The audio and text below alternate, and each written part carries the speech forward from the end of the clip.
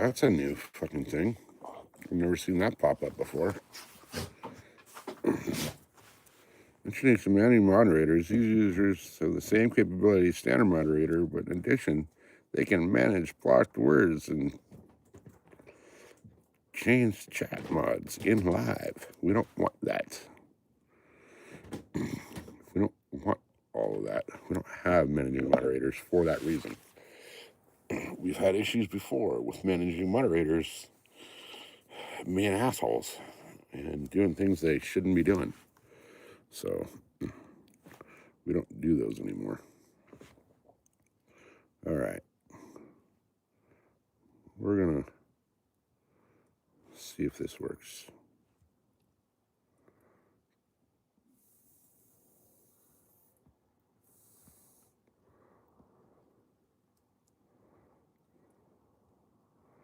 Oh, Cindy's live. All right, where's everybody at? We're going to do a little deer season recap. And hey, I just decided to go live like last second for no reason. I don't think YouTube's going to push it out. You're the first one here. We've been live for 2 minutes. Are you muted or are you not muted?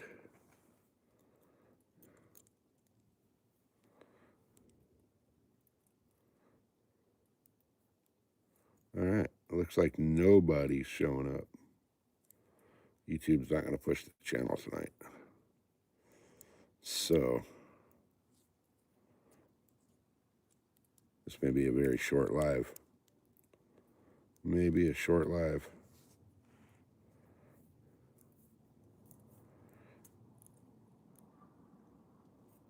Come on, YouTube. Where are you? We're going to give it till 3 minutes. If nobody else shows up, we're calling it. We're going to do an end of season recap.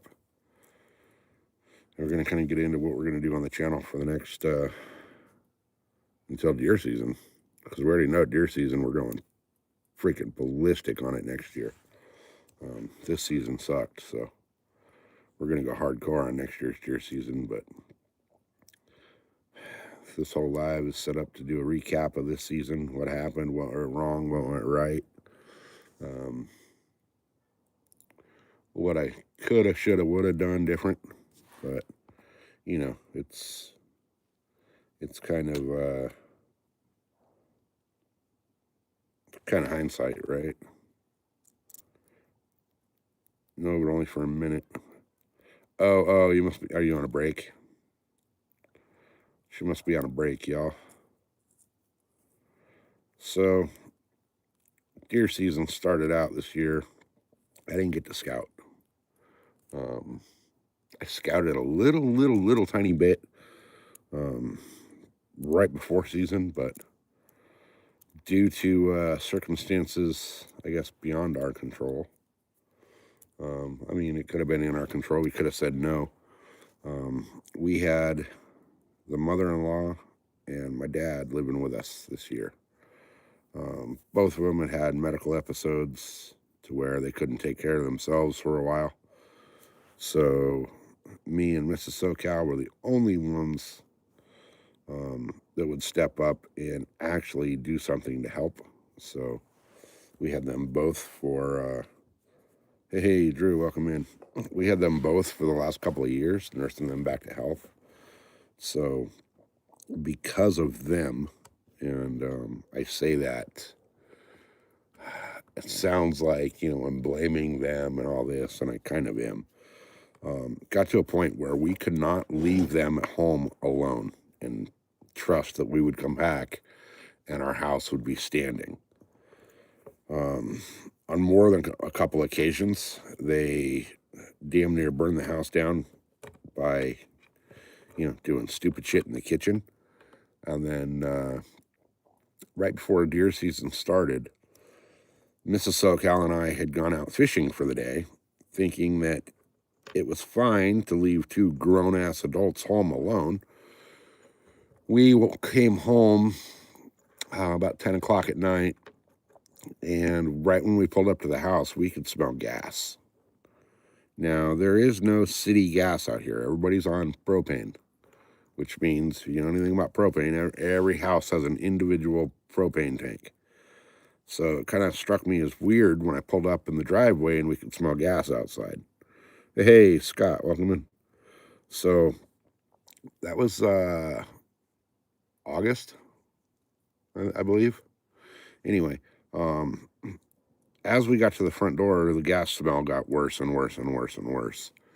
And I opened the front door, and it hit me like a right hook from Mike Tyson. That gas smell that we were smelling at the street was coming from inside my house.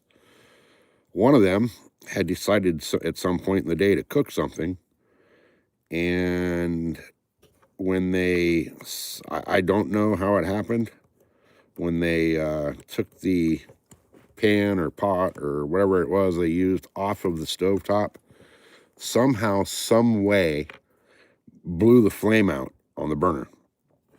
I don't know how it happened. I wasn't here to see it. We don't know the circumstances of how that flame went out on the burner.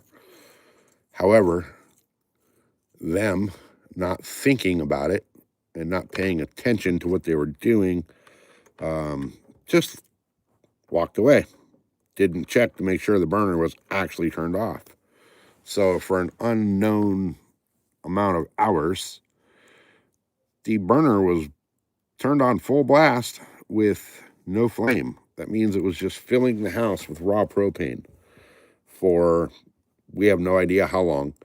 Like I said, we could smell it from the driveway when we pulled up. So that was kind of the last straw, to where we knew all it would have taken was the freezer to kick on, or somebody to grab a doorknob and get shocked, or, a light switch, throw a little spark, something. Anything stupid. And our house would have been blown to shit, basically. There was enough gas in the house that it would have created an explosion. Neither one of them had the wherewithal to think that, oh, it smells like gas in here, maybe I should check. They both say they never noticed it. It was bad, guys. It was extremely bad. So from that point on, we were not comfortable leaving them in the house alone. So I didn't get to scout for deer season. The first half of the deer season came and went, and I only was able to get out a couple of times because someone had to be here at all times with the old people to make sure they didn't burn down or blow up or, flood or, whatever the house, so that we could, actually have a place to live and not have a mortgage on a blown up property. So my only times to hunt during the early season were a few days where Mrs. SoCal was able to be home and take care of the old people, where I could get out to hunt. I think the first half of the season, I think I got out 4 times. So that left us 0 time to evaluate the spots we were actually hunting from the time before, like our previous scouting from last year. It really left me no time to find any new or different spots. So I was kind of already behind the ball on season. Anyway, October, her mom moved out late September. My dad moved out October. And as you guys saw, the end of October, November, and December, I went hard. I made it out every time I was able to make it out. There was a few days where I didn't get out just because I couldn't take it. I wasn't used to, because I didn't get to scout and I didn't get to hunt early season and all that. I'm getting old, guys. I wasn't able to get out and do as much and go as far as possible because I wasn't in condition. Lesson learned. So, end of season, last couple months, I hit it as hard as I could. We had some spots that not many people knew about. We hit those spots. Turns out that quite a few people ended up knowing about those spots over the course of the year. So we weren't alone in spots that we normally would have had to ourselves. There's one spot that in particular that I hunted a few times, and I didn't hunt it on live stream because at the point in time I didn't have Starlink, and there is absolutely zero cell phone service out there. So hey, still see. So the one spot, my main primary spot, we didn't hunt very often on live. You know, we hunted it a couple times after Starlink. But there are some spots out there where over the years I have never seen a person out in most of these spots. Once in a while, once in a very blue moon, you would see one of the ranch hands from the ranch that borders the national forest come cruising through on a horse, checking on the cattle. That would be about it. And that would be once, maybe once or twice a season you'd see them. Generally, that ranch takes their cattle off the mountain late October. They let them out into the national forest lands in my hunting area in late August, early September. Usually the first or second week of September, they turn the cattle out onto that land. Let them kind of fatten up on the natural forage before they round them all up and take them off the mountain for the winter. So normally that's the only people we see out there. That, and there is a couple houses on the other side of the area. And once in a blue moon, you'll see a couple of the people that, live in the little houses out there walking through. And I get it. That's basically their backyard, But other than that, you don't see people out there. This year, we had mountain bikers, we had hikers, we had church groups, we had Boy Scout troops, we had Girl Scouts, we had, you name it, we had it cruising through the area. We had hunters on top of hunters on top of hunters in that area. I came up on a spot kind of around, I guess you call it like a point. There's a little point in the hill where my tree stand is up in it's like a little saddle, but kind of a bowl as well, all at the same time. You have, I guess you kind of call it like a draw that runs up the hill to where my tree stand is.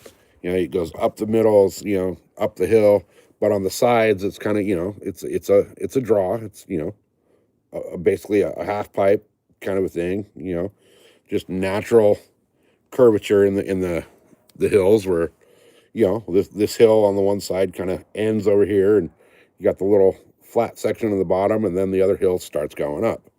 And then at the top, you have a saddle between the two with a little meadow behind that saddle. That's where my main tree stand has been for the last few years. If you're sitting in my tree stand, you would be looking back down that draw, okay, back down towards the bottom. Behind you, if you're sitting in the tree stand, it would be over your left shoulder.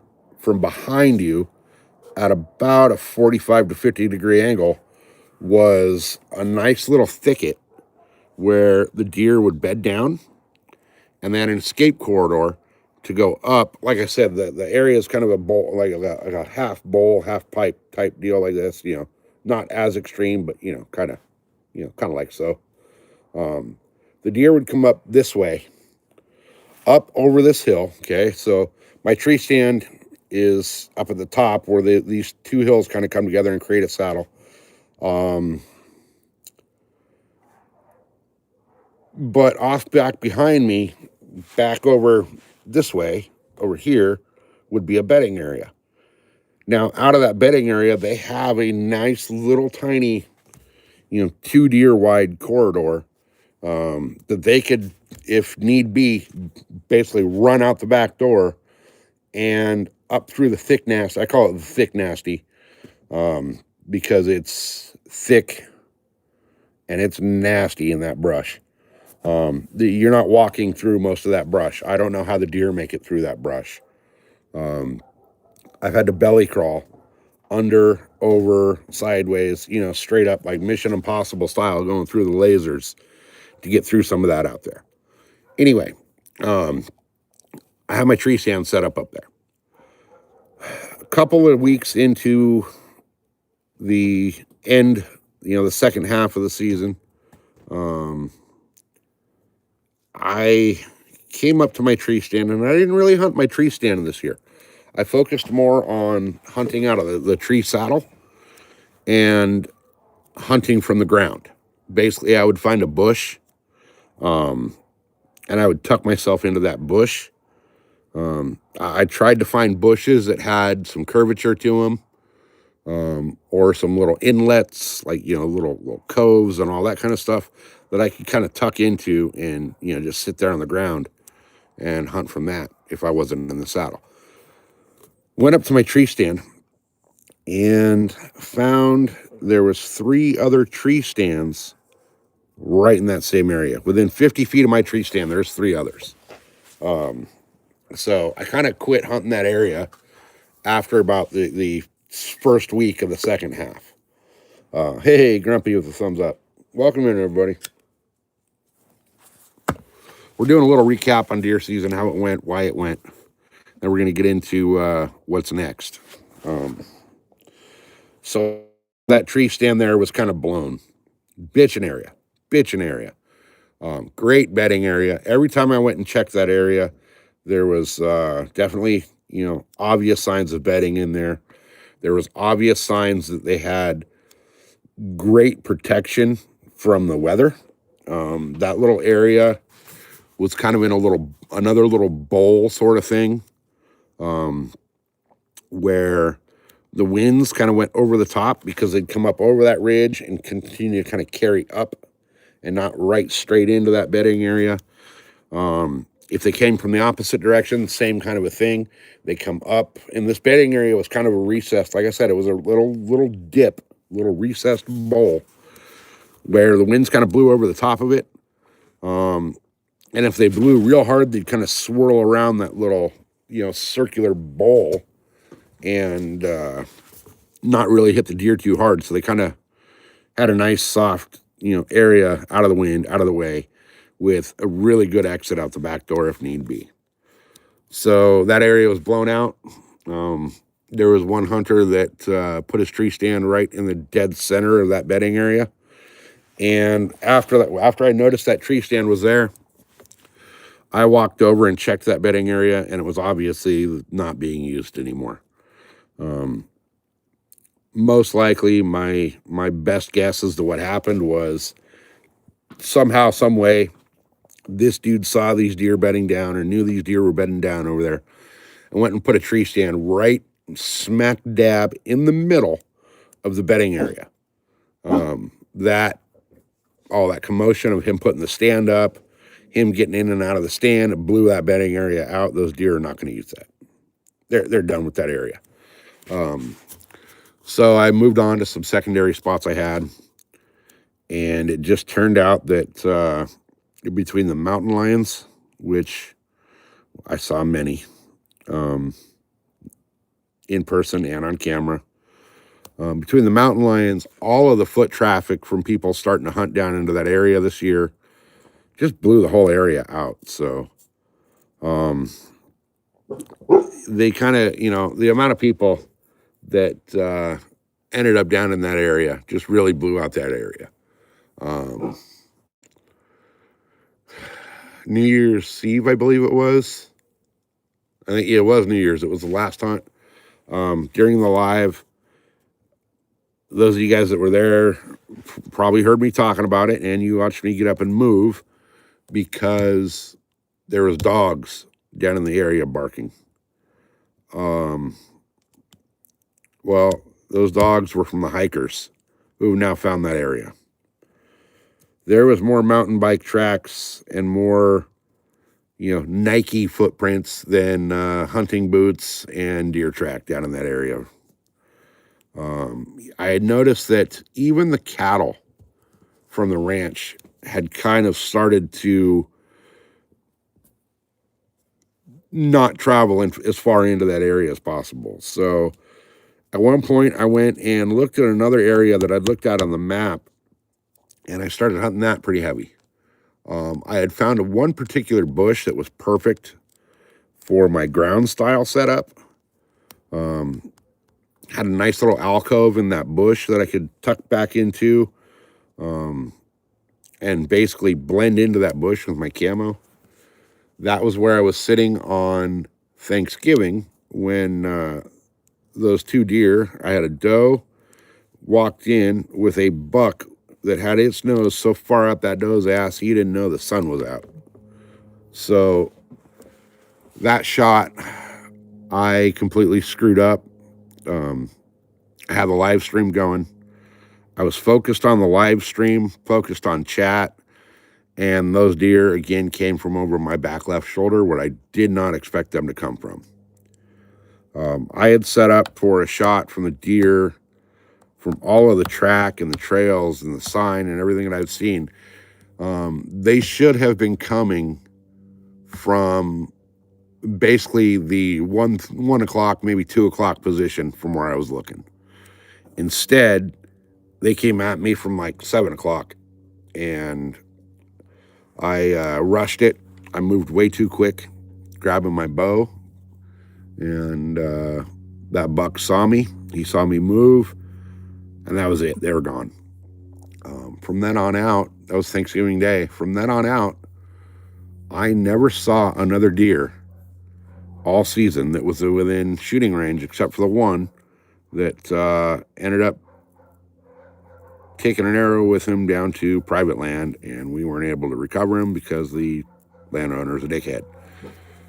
So that being said, this season was a total and complete bust. It's done. Next season has already started in my mind. I'm going to go out. I'm not sure if I'm going to do it Sunday, Monday, but I'm going to go out. I'm going to take the deer cart with me, make things easier on myself, and pull my tree stands out of there. All the tree stands I only have 2 in that area. But rather than making multiple trips, in and out, packing, the tree stand out, because I got the stand I got up there is a big ass heavy hang on stand. Weighs like 42 pounds, but it's got a 24 by 30 platform on it. So it's heavy.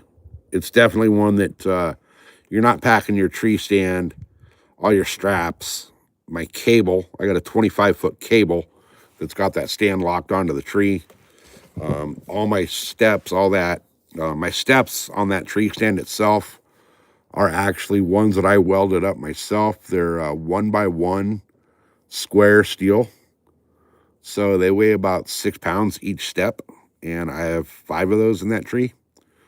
So we're looking at, little over or close to 70 pounds with all of the straps, the locks, the sticks, everything, all said and done. There's 70 pounds worth of gear on that tree.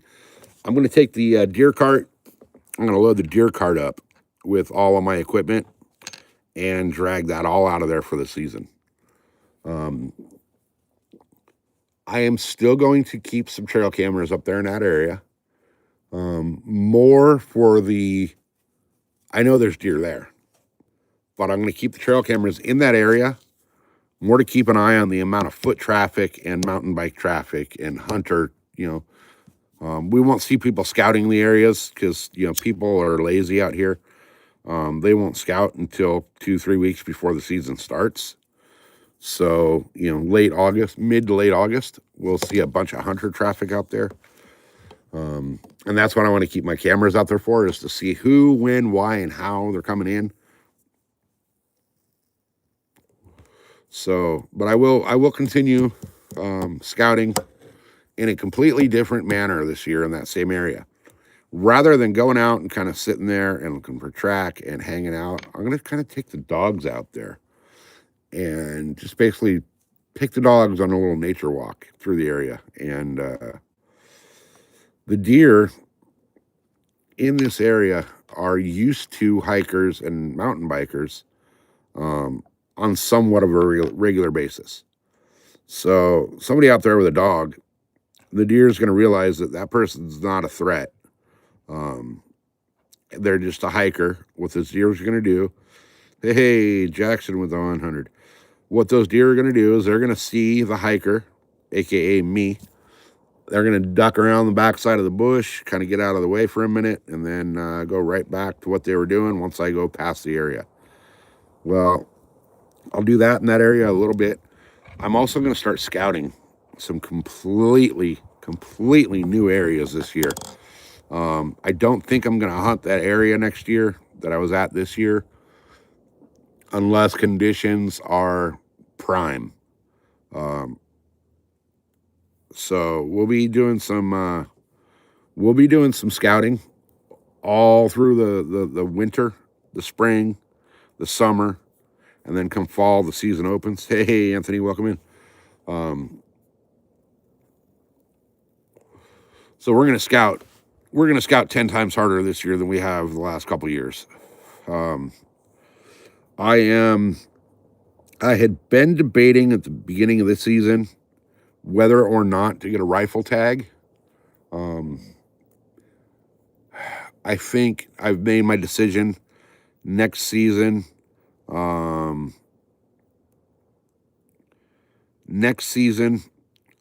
getting a rifle tag, 100%. The rifle tag is going to open up a few things. One, it's going to open up some distance. I'm comfortable out to 800 yards. I'll take an 800-yard shot with the 300 Win Mag. I'm going to scale it down to 30-06, I believe, for this year, just because, bro, I've killed more deer with bows than I have rifles, so I kind of have to wholeheartedly disagree with that statement. But where I hunt, or where I've hunted the last couple of years, you're not going to get more than a 100-yard shot with a rifle. So 300 Win Mag is a little overkill. Now, I'm going to look for some more open areas. There's quite a few spots that I've looked at on the maps. I've put eyes on them a little bit. I'm going to be in there this summer looking for deer trails, deer habitat, deer sign, try to see if I can figure out where they're bedding, where they're feeding, where they're getting their water. And I'm going to try to pinpoint a nice, good rifle area. So what I use for maps is multiple maps. I use the forestry map. I use Onyx. I use Google Earth. And good old-fashioned knowledge of the area. I'm hunting an area that I've been out exploring since I was knee-high. So I know the area very well. Maps to me in this area are very useful, but at the same time, I could get out of there without one. So I think with the rifle tag this year, what I'm going to do is I'm going to scout different. I'm going to scout some areas specifically for rifle hunts only, where I can get up on a high point and have shots out to 800 yards if need be. I don't want to take an 800-yard shot. I know I'm more than capable of it. I know my marksman skills are on point to where an 800-yard shot is kind of a chip shot. I won't call it a chip shot. It's not a shot that I won't be uncomfortable taking. 800 yards is not uncomfortable with the rifle I've been using. It's well within its capabilities. The rifle is way more than accurate enough to take that shot. I'm comfortable at 800 yards. Now, I'm also going to scout areas where I'm going to have 20 and 25 and 30-yard shots, which will be my bow shots. So what I'm going to do with my tags is I'm going to get my rifle tag, and I'm going to go and get my A22 tag again. The A22 is the area-specific either sex archery. It's kind of a weird season. It falls in line with archery season, so it opens the first weekend of September. Goes for archery season, goes for 20, sometimes 22, sometimes 28 days. Depends on what fishing game wants to do. This year it was a 22-day archery season. So September, was the first weekend of September to the last weekend of September, basically. The area specific either sex tag, that goes a few days. I think it goes 2 weeks past actual archery season. It goes into mid-October, and then that tag cuts off for 3 weeks. I cannot use that tag for the 2 weeks. It's so confusing the way they do it. The week before rifle season, and then into the second week of rifle season, I cannot use my either sex archery tag.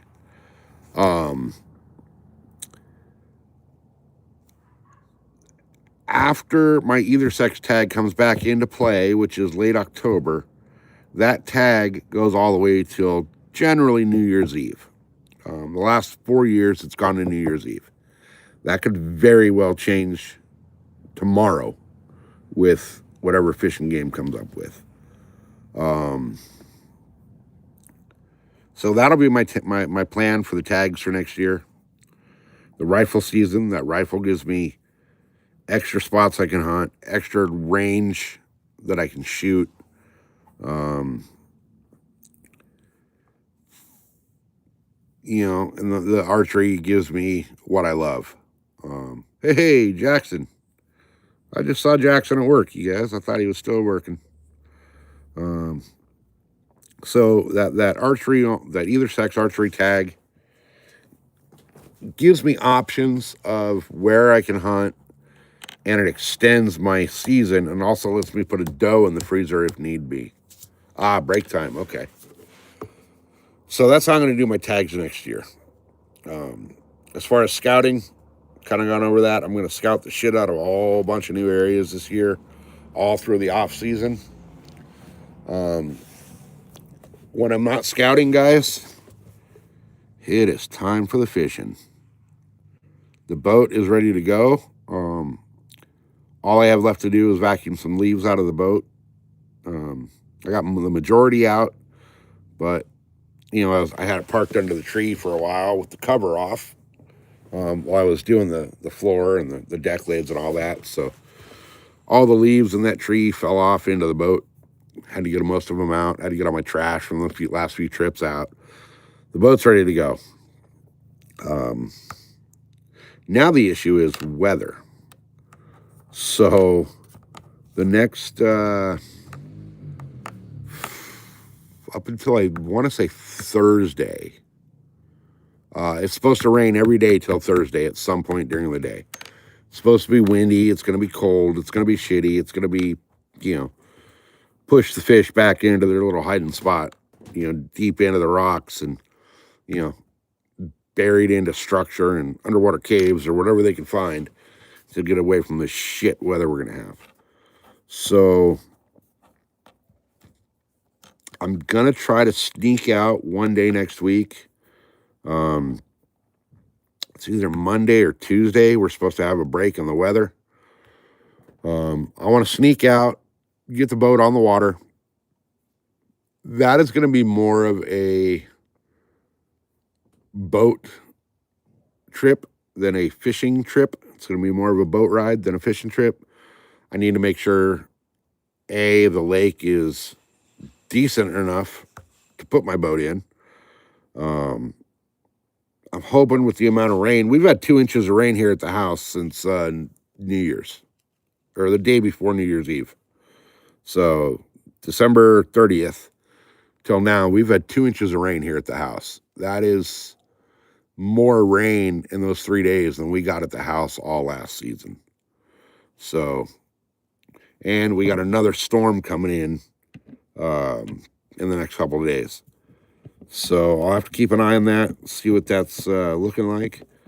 But the first trip out with the boat is going to be more of a get the boat on the water, make sure everything's good, that I don't have to worry about anything. I don't have anything I need to fix, any of that, because the last time we had the boat out, you guys, if you remember, was when we went to San Vicente, and we sucked up someone's anchor rope into our prop, and had some issues with the motor. Motor should be now fixed. I still need a new prop, but, props aren't cheap for a boat. So, my prop's a little chewed up from that. It's also a little chewed up from hitting the rocks at the home lake that are not marked, that are, an inch to a half an inch underwater that you don't see until you're out on top of them. But as for starting and running and going into gear and, speeding up as you give it throttle and reverse and, all those good things, she's up and running.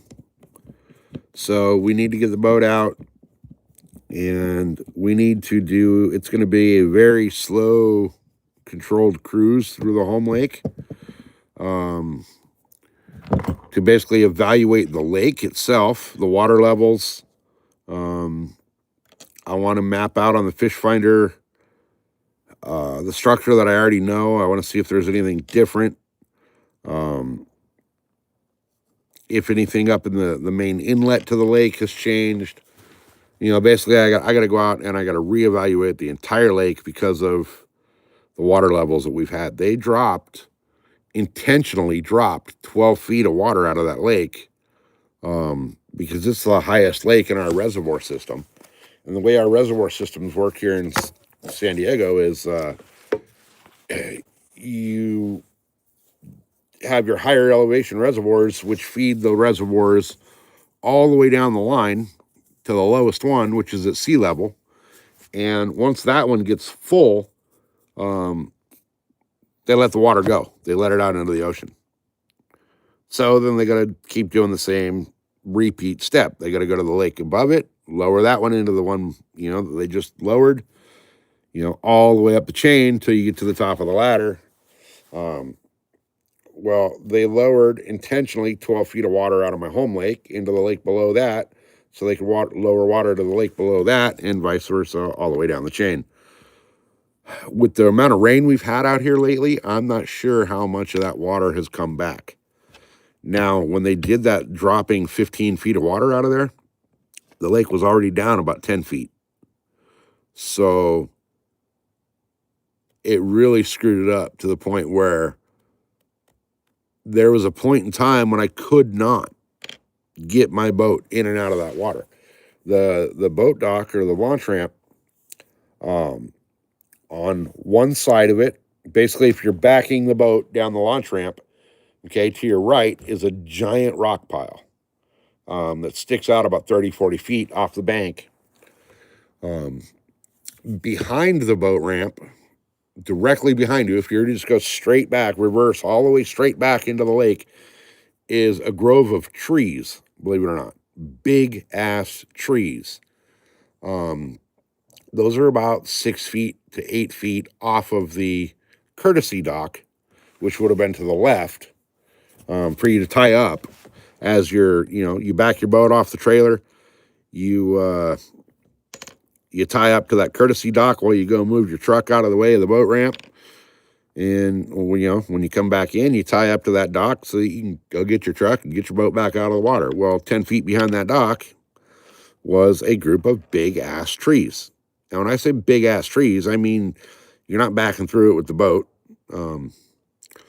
So right off the end of the courtesy dock was a little channel that you can come out. You basically back your boat out and you kind of swing the nose to the left, and you could go out that way out into the main lake, or you could back out kind of like in a half circle around the rock pile between the trees, and then you'd have to get out, you'd back out into the main lake and go.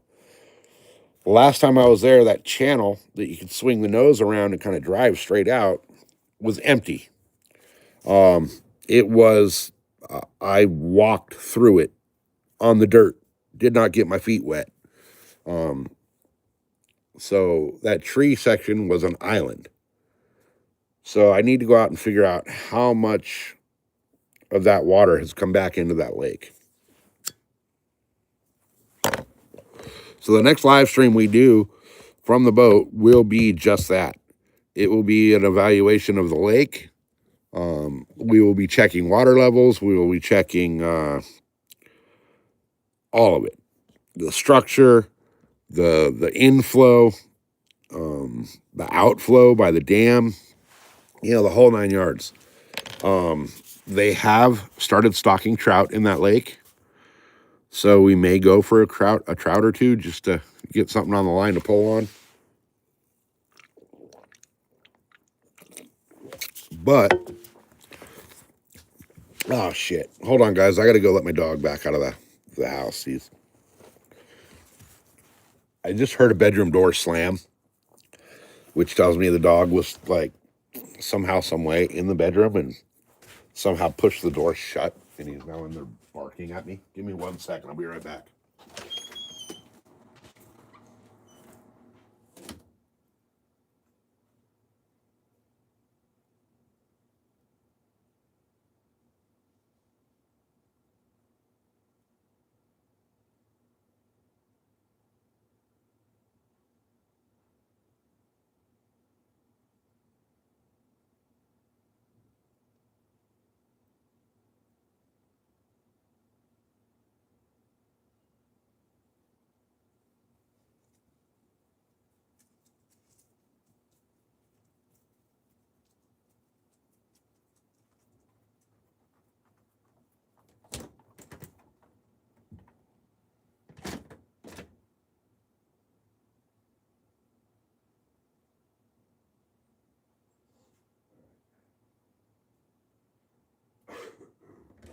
Stupid dog.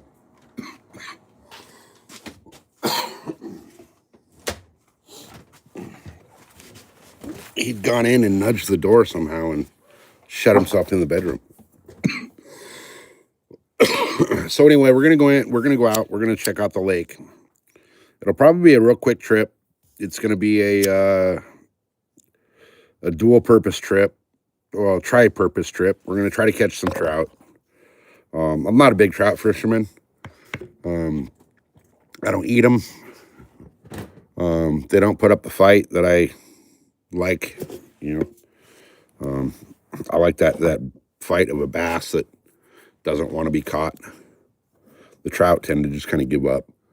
But we're going to go out. We're going to try to catch a couple of trout, and we're going to evaluate the boat and the lake. Hopefully, everything goes well. So we'll see how it all pans out. But we're going to try to do that. I got to look at the weather, to be honest. Sunday, Monday, right now, looks like when it's going to happen. Not sure what the weather's looking like. I know that the vast majority of next week we're supposed to get quite a bit of rain and wind, so I'm not going to be out on the boat in that, but we'll see how it goes. So that's the plan. once we put eyes on the home lake, honestly, I haven't been there in a month or so. I went and shore fished it a couple of times, and it sucks from shore. But we're going to be doing some different spots as well. We're going to fish some of the main lakes. Now that we have Starlink and we have good, reliable service, we're going to fish some of the main San Diego County lakes: San Vicente, Lake Murray, El Capitan. Right now, they're doing some work on the dam, so I don't know if you can actually get a boat in and out of that or not. I know they've dropped that down to pretty much deadpan levels. I don't know that lake very well anyway. It's been probably 15 years since I fished that lake, so I don't remember where the rock piles and all the hazards are in that lake. So it may be a good idea to get out there while it's super low and go put eyes on it and kind of get some ideas of what structure is where and how the points are shaped and how they work and how they flow out there on that lake while they're exposed. What structure is on those points, what structures below the points, around the points. Kind of get an eyeball on it to see what it looks like without water. So when there is water, we know what we're dealing with. So that'll be, we'll probably hit El Cap. I'll have to go look at El Cap without the boat. Go at least put eyes on it. Evaluate the ramp itself to see if it's even possible to get the boat in, at which it very well may not be possible to get the boat in that lake right now. If anybody's in San Diego and fishes San V and El Cap, let me know. But we'll see how those go. Now, San Vicente is San Diego's biggest lake. It is also San Diego's busiest lake. That lake allows water contact, water skis, wakeboards, things like that. Now, this time of year, not a lot of people are going to be out water skiing. But come springtime, when it starts warming up outside, starts getting up into the 70s and 80s and 90s and, 100 and teens, that lake gets extremely crowded. It's known for big fish. It's known for numbers of fish. But it's also known for all the drunk idiots that had good enough credit to go finance their boat that they have no idea how to run, operate, or any of that. So that'll be interesting. There is some video on my channel of me catching some really nice bass out of there. I don't call them nice bass. I call them really nice bass, not to offend other people in other states where they don't grow the bass like we grow in California. To me, a 4-pound bass is a dink. But there is some videos of me at San Vicente catching, 3 to 5 pound bass out of there on a regular basis. Which a lot of people say, a 5-pound bass, that's huge. California, a 5-pound bass is, it's average. These tournament guys are going to put, they're going to put up 5, 7 to 9 pound bass in a tournament. That's just how it is. It's just how we grow our bass out here. California is known for big bass. We're going to also be doing a little more ocean fishing. We're going to be doing Mrs. SoCal. Her schedule changes up next week. So, hey, Jeff, welcome in. Mrs. SoCal's schedule changes up next week again. So they're going back to, she'll be back on day shift. She'll have to be at work at 5 o'clock in the morning. So she'll be working 5 to 5 from January till, I don't know, May or June, something like that. So basically, pre-spawn, spawn, and post-spawn, Mrs. SoCal is going to be having a work schedule to where she can actually get out and fish. So we're going to be taking her out, trying to get her on her PB bass. I want to get her on her PB catfish. and possibly her PB trout. So, Mr. Polland, you look like you're fucking gay as hell and blow your own dad.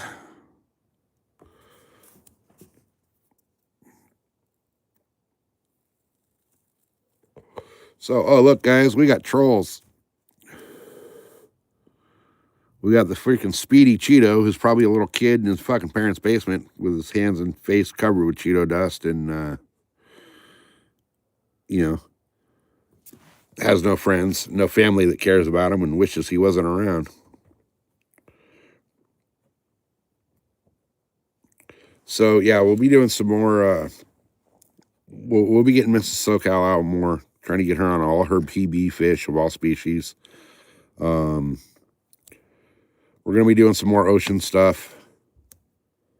And I'm thinking that it's time to head east with the boat and go hit some of the Colorado River stuff. We've been out a few times. We found a couple of really nice boat launches in some of the little lakes that are off of the river. So we'll be able to launch there and go check out the river itself, do some fishing on the river. We're going to try to do a trip to hook up with good old Tim from Arizona Outdoors. We're also going to try to do a couple of trips out to my other buddy's Tim's, who's a professional bass fisherman. He's living out of Lake Havasu now. He started a kayak series out there. So, hey, Mr. fucking salad, fucking whatever faggot your name is, if you're bored, leave. We don't want you here anyway. We don't respect freaking people like you. So we're going to be doing some trips out there like that. It's going to be a fun year.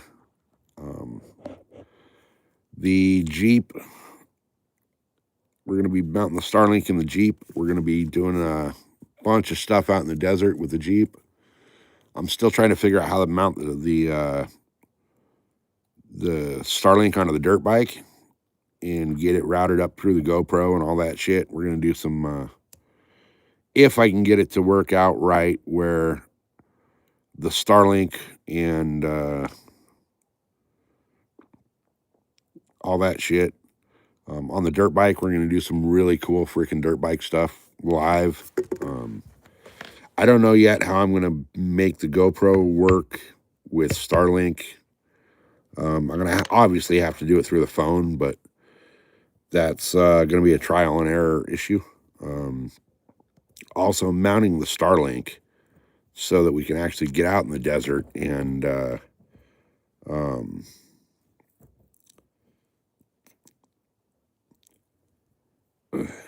we can actually, hey, Angel with the freaking 100. We got to figure out how to mount the Starlink onto the boat and or onto the bike, so that I can get out there on the dirt bike. I may try to live stream a full desert race, start to, or even like riders meeting all the way through to the finish line. That's going to be interesting. I'm not sure how I'm going to do it yet.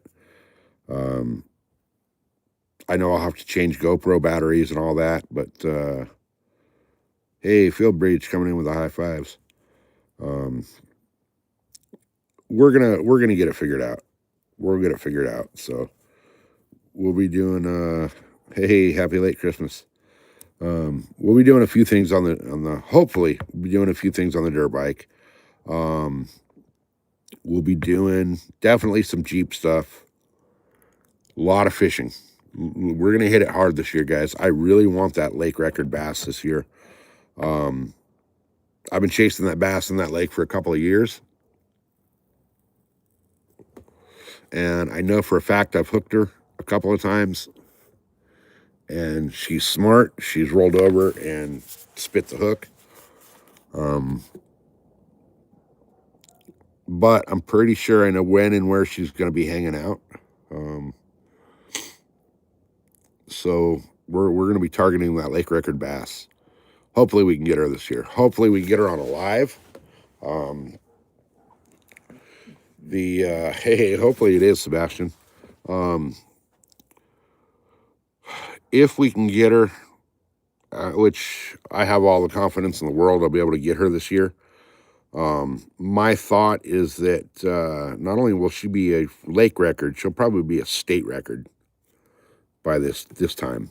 The state record here is just over 21 pounds in California. So the lake record at my home lake is just over 19. So, there's like a 1.75 pounds offset between the lake record at my home lake and the state record, which came out of Clear Lake, which is more towards the northern California. But if we can get that lake record / state record, I want that on a live. That would just be badass.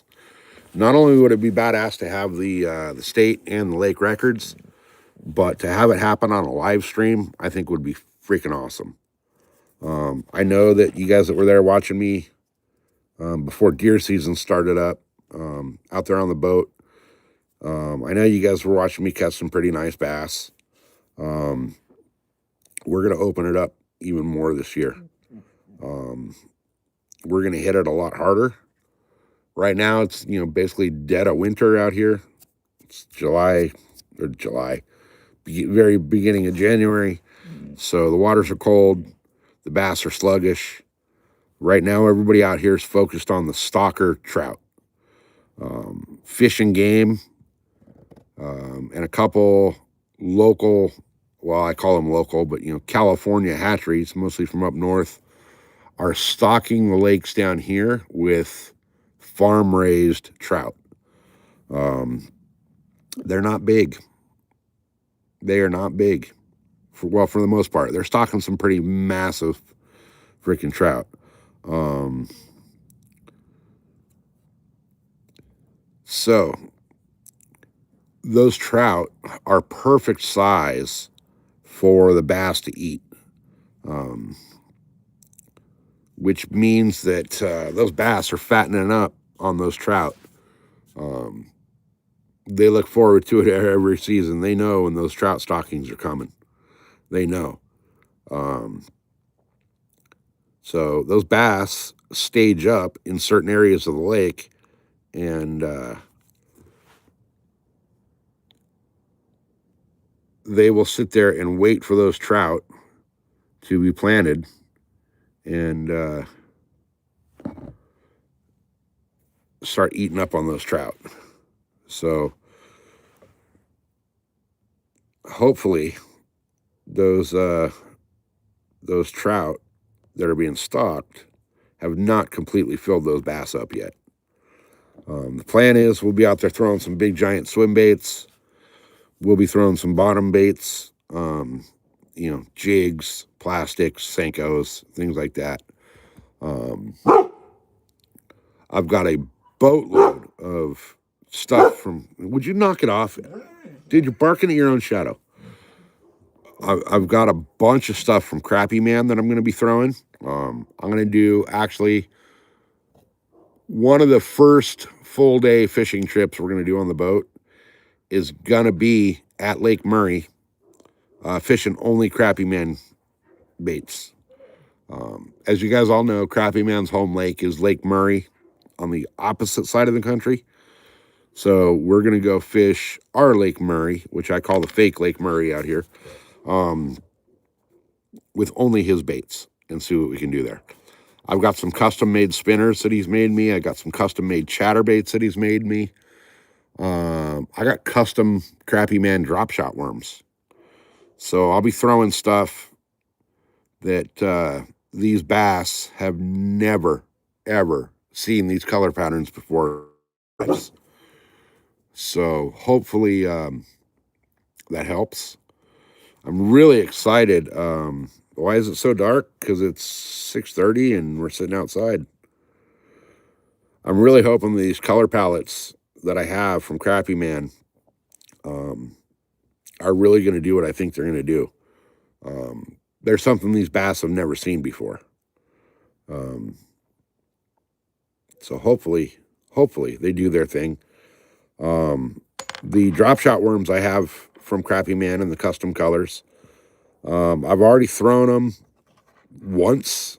I took one of them over to a little secret spot that I know about. Threw it in there on a drop shot, and the first 3 casts I caught 3 bass. So now this little spot is known for being very easy to fish. The fish do bite very well in that spot. No matter what you throw in there, you're usually going to catch something. But to know that they were hitting that drop shot over everything else that I took that day, that color was the winner. So I'm really excited to get that out into these lakes and drop that in there and see what happens with those. Like I said, they're color palettes that nobody else in this freaking county is throwing. Nobody's ever seen these. Like I said, they're custom colors made from Crappy Man. If you go check out his channel, there's a couple. There's one of the spinner baits that he made me. He did a short of the entire process, start to finish. So that'll be interesting to see how these things work. I have some custom hand pours, little swim baits for him, little 4-inch swim baits that I'm going to throw those in a couple of different ways. I'm going to drop shot them. I'm going to use them as the spinner trailer, and I'm going to use them as just a swim bait. They should do really well. The color palette and the way he poured the colors is second to none. And we're going to see how those things work.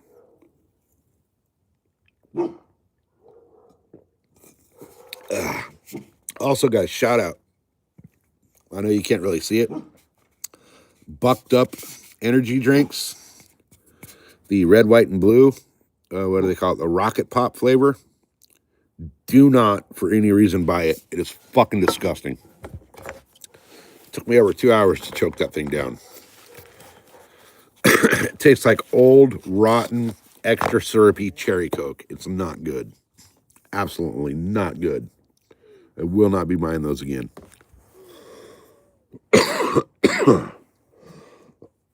So anyway, guys, that's the plan going forward this year. A lot more fishing, a lot more off-roading. We're going to get out in the Jeep with Mrs. SoCal behind the wheel. God help our soul. And we're going to actually do, now that we have the Starlink, we might do some live deer scouting. Come closer to the deer season. So it's going to be a fun year, guys. It's going to be a fun year. And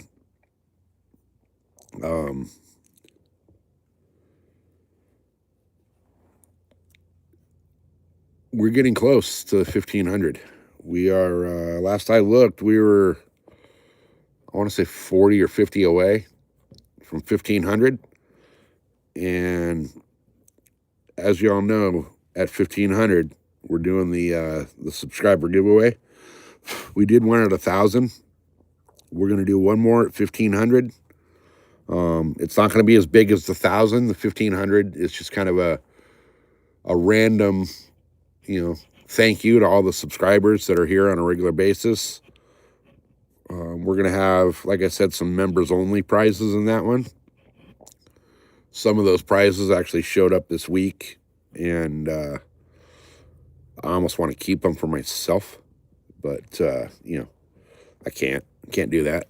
They're pretty badass. So remember, if you're not a member of the channel, and you want to be entered into the members only prize pool and the giveaways, got to be a member before then. Otherwise, it's going to be, like I said, there's going to be prizes for members and subscribers. The members are not excluded from the full giveaway where it's going to be subscribers only. But the regular, just the average subscribers, even though you guys are the ones that keep this channel running, will be excluded from the members only prize. So, and that's the only reason I'm doing that is because I just want to do a little extra shout out to the members, basically the ones that have, actually bought memberships and the ones that are here on a huge regular basis. I completely get it. Not everybody can afford channel memberships, and that's why I'm not doing a members only giveaway. It's the average everyday subscriber that is here and watches the live streams, watches the shorts, and supports the channel on that level that got us to where we're at. We wouldn't be able to have membership options without the rest of the subscribers out there and the current members who only became members because they are originally subscribers to the channel and supported it through and got us to the point where we were able to offer up memberships and super chats and gifts and all that. So that will be set. And you guys know how I feel about a live stream that's set to subscribers only mode. I will automatically, if I see it set to subscribers only mode, that right then and there tells me that I am not going to watch your content. Pure and simple. However, that being said, due to the fact that the giveaway is going to be for subscribers and members only, the giveaway will be set to subscribers only. That way, we don't get people that, and I'm not going to say any names, but there's a few certain individuals out there in the hunting and fishing community that you do not see in people's channels, on their live streams, commenting on their shorts, on their long forms, any of that, unless there is a giveaway in progress. Then, without a doubt, every fucking time, you will absolutely see those people all over chat in that giveaway. Well, I know who those people are, and whether those people are subscribed to my channel or not, they are completely ineligible for the giveaways. I know who's here on a regular basis. Hey, it's me. Welcome in.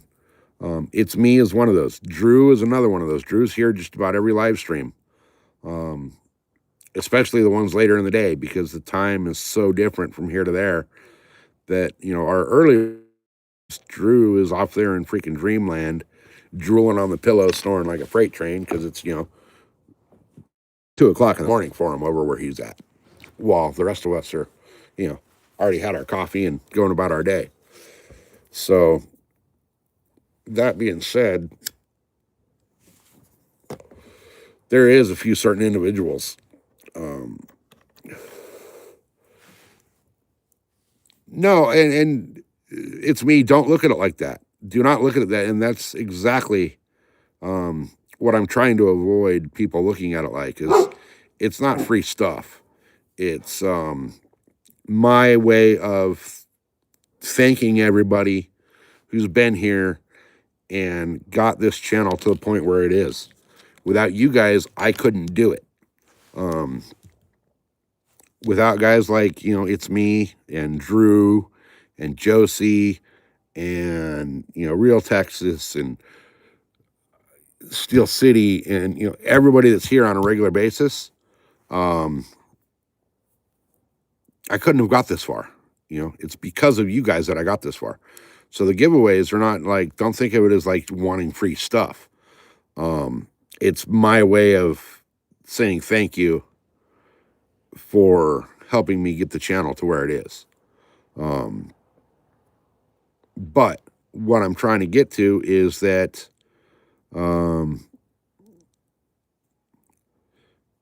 Well, yeah, and I understand that. Like I'm the same way. When I'm not live streaming or out in the deer woods or out on the boat or whatever, I'm bored as fuck too. I'm retired, so I got nothing to do during the day except like be Mister Housewife, I guess you'd call it, because the wife still is working. I'm retired, so I do all the stuff around the house, the cooking, the cleaning, the you know all of the I do all the June Cleaver stuff while she's out of work. But you without the hunting and the fishing and the dirt bikes, I'd be going freaking mental. And having you guys here watching and hanging out while we're doing that is badass. So that's why I'm going to do the 1,500 subscriber giveaway. And like I said, it's not going to be as big as the 1,000 was. It's just a quick little, thank you to everybody that helped get us to this point. But what we're going to do after 1,500 is we're not going to go for the 2,000 or the 2,500 or the 3,000. We're going to save it up. And at 5,000, we're going to do the biggest giveaway YouTube's ever seen. We're going to set the bar on the top rung, and we're going to get over that bar with the 5,000 subscriber giveaway. So remember, like, share, and subscribe, because the quicker we get to that, the quicker we get to it. So, we all need to kidnap Josie J, right? Right? Oh yeah, Drew, I know for a fact you'll be there. So it's me. I've been in talks with Josie. Me and Mrs. SoCal have both been in talks with Josie. We are trying to get it set up so that we can get Josie out here to get her on her first saltwater fish, and B, her PB bass. I want to put Josie on a bass that weighs somewhere in the teens, 13 to 20 pounds. So we've been talking to Josie a little bit. Josie and Mr. J both agree. They wanted to get out here and check it out, do some big bass fishing. Mrs. SoCal and I have offered to not only pick them up at the airport, but we have a guest room that has nothing in it right now but a couple of guns and a couple of fishing rods. So we got the guest room they can stay in. We got the boat parked right out in front. We can jump in that thing, get out, go get some fish. So we're in the works with talking Josie into getting out here, her and Mr. J. Josie's afraid to fly, and her reasons are pretty fucking hilarious. I'll let her tell you that herself. But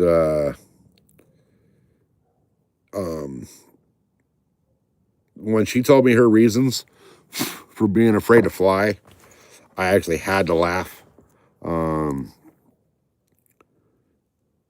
Win or lose, I will plead the fifth. How's that? But we're doing what we can to get Josie out here. The biggest part of the problem is that Mr. J is going to have to take some time off work, which we all know that taking time off work and traveling, it's pricey. Just because you're, taking a week or two off of work doesn't mean that your mortgage and your rent and your groceries and your food bills and your water bill and all that is going to take a week or two off either. So going to make all those payments, so we're trying to figure out a way to make it feasible for Josie to get out here. But that's kind of, we've already determined that, Her and Mr. J want to get out here, get on some big bass. I'd love to get them out here and put them on some big bass. And we'll see how it goes. It's going to be something that's going to have to be planned way in advance. Mrs. SoCal is going to want to take the time off work. Not like she doesn't have it. She has like freaking, she already has like 6 weeks of vacation every year. Plus, she's got enough vacation time banked up right now. She could take like 4 months off. But we'll figure it out. We'll get Josie out here. We won't actually have to kidnap her. But, you know, we'll get her out here at some point. Get her on some nice big bass. Hopefully we can get her out here pre-spawn. Probably not this year.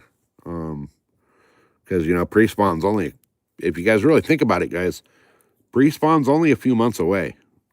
So, you know, we got January, February, and then into mid-March, and we start getting into the pre-spawn. So, March, April, and I think our latest spawn up here is early May. So, March, April, and May, actually February through May, are when the big girls come out to play at the Bass Lake. So, we're going to try to get Josie out here next year, 2027, for some big bass fishing. And then Lake Erie. Yeah, I've never fished Erie. I know a lot of guys talk about Erie and Michigan, and Superior is having some pretty good fish in it, but it's been a while, it's been forever, because I've literally never been out there, but it's been a while that it's been on the bucket list. You come in here with racist shit, but dude, that's the only thing we don't put up with in this channel. Normally, if you come in here trolling, I would troll you back, but because you came in racist, you're gone. That's the one rule in this channel, guys. We all know that we troll the shit out of the trolls. We make them freaking regret their life's decisions by trolling this channel.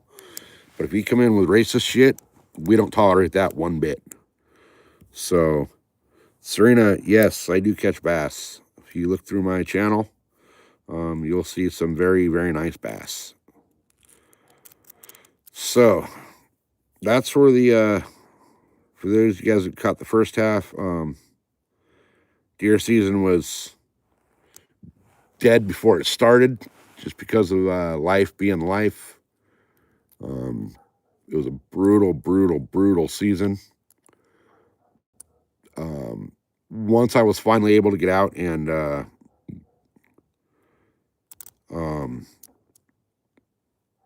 get into the bass, or get into the deer season, it was just rough.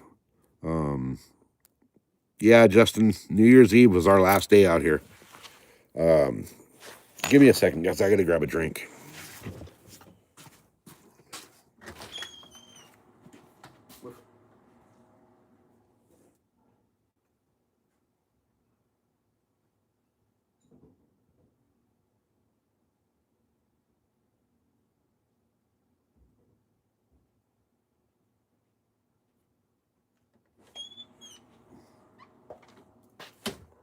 Yeah, deer season was brutal.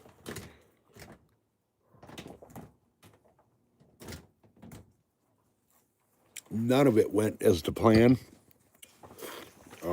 Hey, Northern, welcome in. None of deer season went to plan. It actually pretty much went to shit.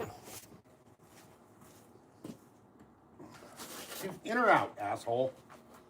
God damn, make up your fucking mind. Stupid ass dog. Deer season did not go to plan. It's over with. There's nothing we can do. I've done my tag reporting. I reported the emotional damage with my tag report. I already tried to buy my 2026 tags, and the state told me, you know, be patient. They don't come out until late April. So we're going to be focused on the fishing and the off-roading now. So that's where we stand on that. We'll be doing. I'm gonna have to buy a new rifle for next year's season because I've decided, without a doubt, I am getting a rifle tag next year instead of 2 archery tags. So once we buy the new rifle, we're gonna have to go out here in the back hills and get comfortable with her and get her all sighted in. We'll be doing some long form videos of that. I think I'm going to step down from the 300 Win Mag down to a 30-06, just because 300 Win Mag out here is, we're not shooting elk at 800 yards. We're shooting deer at 200 to 400 yards. And, 300 Win Mag is a little overkill for that.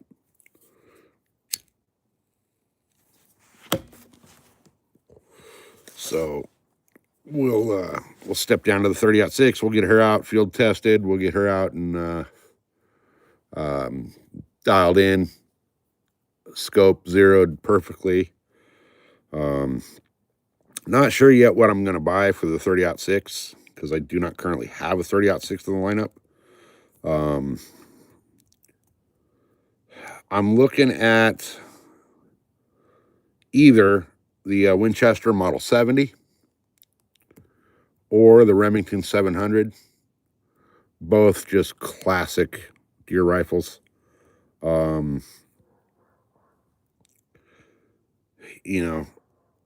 Possibly, hey, Yana, welcome in. Possibly, if I can find one. I've been looking and I cannot find one in the state. But I would like to get the Browning BAR, which is an auto loader 30-06. Beautiful, beautiful rifle. It comes with a price, which is, a little more of a price than the Model 700 or the Model 70 Winchester. But it's a beautiful rifle. It's an auto loader, so it's, great for follow-up shots if need be. But, you're paying a pretty penny for it. So, and they're very, very, very hard to find right now.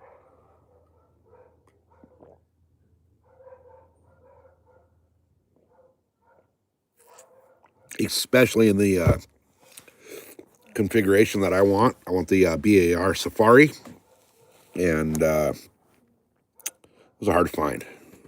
Those are real hard to find. So we'll see what we end up with. But we're definitely going to have a rifle tag next year for deer season, because why not? I'll still have my archery either sex, which puts my archery season from September to like the first week of October. Then there's a 2 or 3 week break. And then after that break, I'm good all the way up until New Year's Eve. And that's an either sex tag. So I can shoot a doe, which, I don't care about antlers because you can't eat them. So, the military BAR is a little bit different than the civilian version, though. They go bang, bang, bang real fast. Where the civilian version goes bang, bang, bang, bang, bang, bang. The military version just goes brrr. So, little different, but still beautiful rifles. What was I saying now? Oh, so rather, my one archery tag that I always get every year is a buck only tag anyway. So might as well, if I'm going to get a buck only tag anyway next year, might as well open it up so that, I can get that buck from 1,000 yards if need be. But we'll see. We'll see how it goes next year. Like I said, there's a whole bunch of other spots that the rifle is going to open up. There is my normal hunting spot, which is you guys saw all year, is forest. It's really hard to get a shot in the forest over 50 to 100 yards. So there's some other spots I'm going to hunt that are basically high desert, low mountains, which still have your oak thickets, your pine thickets.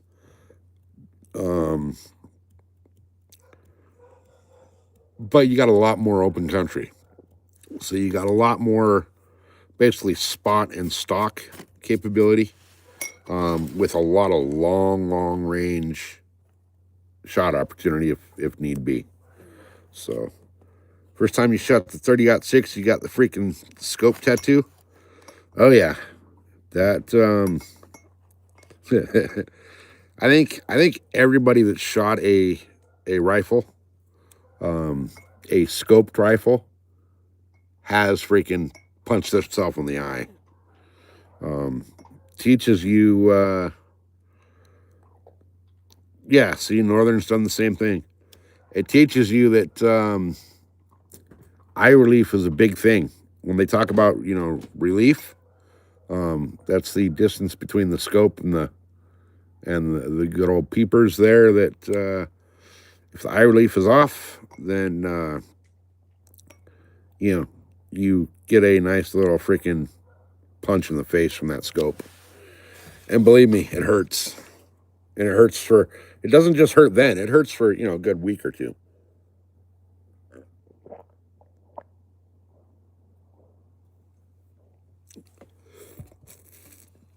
You ended up buying the 375 inch and H. There you go. So, yeah, we gotta. Oh, it'll make you bleed your freaking grandmother's blood if you get hit just right. It'll freaking knock Granny around, knock her right out of that damn rocking chair. So, first step for next deer season is make a choice and pull the trigger on the rifle we're going to use for rifle season. Second step is to scout rifle area. And third step is to scout some new bow hunting areas. There is an entire mountain that I have not even hunted before that I think I might have to go check out. A few of the people at my wife's work that hunt had some good success there the last couple of years. And hey, Julie, welcome in. We're gonna have to go put eyes on that area and kind of give it a look. I've looked at it on the map, and a map is one thing. It's all just a bunch of lines and green shading, and looks all the same no matter what mountain you're on. When you go actually put boots on the ground, it's a whole different animal. So you can look at spots on a map and then go put eyes on them and actually see what's the reality of that spot. So that's what we're going to do with Otay next year. We're going to go through the off season. We're going to go check out some spots down there.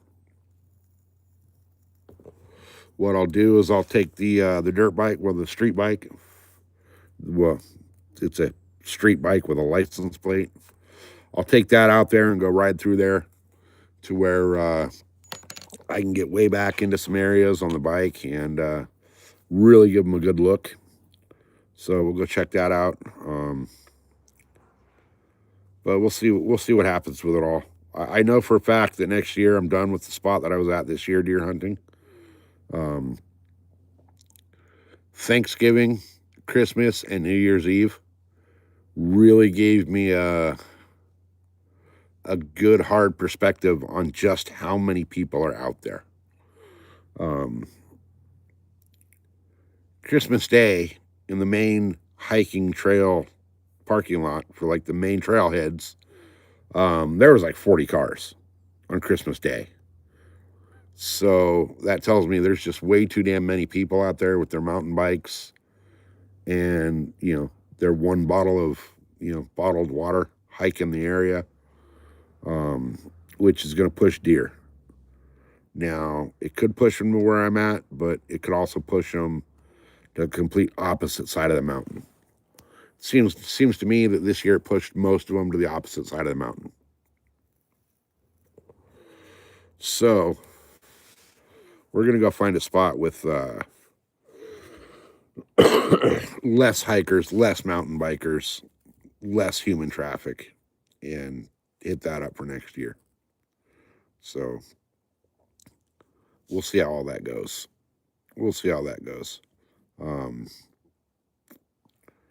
As of right now, we don't know what's going to happen.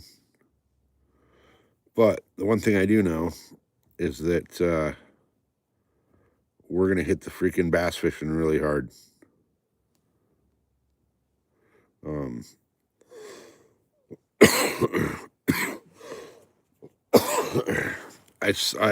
I've been chasing that lake record bass for a couple of years at that lake, so it's time to actually put that lake record on the boat. So we're gonna hit that pretty hard this year. Other than that, as far as content, we'll see what other stupidity we can get into as well. But we're gonna do some fun shit this year, you guys. We're gonna do some fun shit. So we'll see how it all pans out. I'm already looking forward to next year's season.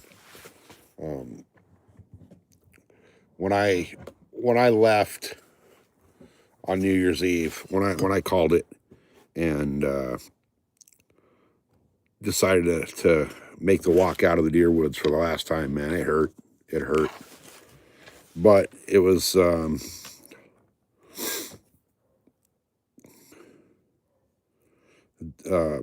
it was time to call it. The storm had kicked into full gear.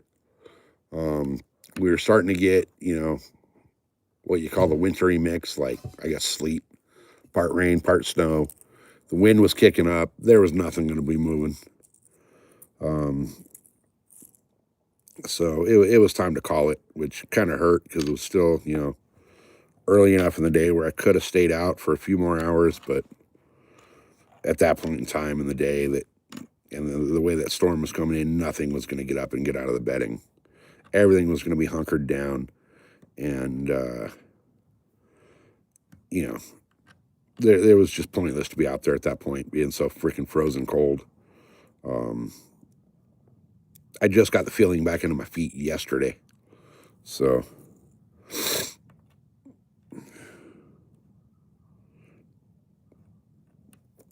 we'll see. We'll see what happens for next year. But so, Brent, do I have a favorite YouTube nature or hunting channel? Yes. My favorite YouTube channel is called SoCal Outdoors. Definitely need to like, subscribe, and share that channel out. Other than that, there's a few that I watch on a regular basis. Want to see my rod? Skipjack Cindy, Crappy Man, and a couple others. But SoCal Outdoors would have to be my number one all-time YouTube channel that has my peak interest. That dude's badass. He hunts through some pretty stupid conditions where most people would be in the house with a hot cup of coffee by the fire, nice and warm. That idiot will be out there in a goddamn storm, freezing his fucking ass off on a live stream, trying to kill deer. So, but guys, the weather this next week is going to be shitty. It's going to be really shitty. We got basically tonight and most of tomorrow that's supposed to be halfway decent.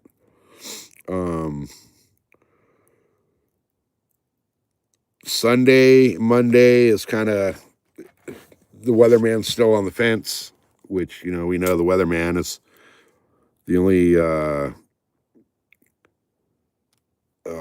only job in the world where you can be wrong most of the time and still not get fired. You good old local weatherman. So the weatherman's kind of on the fence about what's going to happen with the weather Sunday, Monday.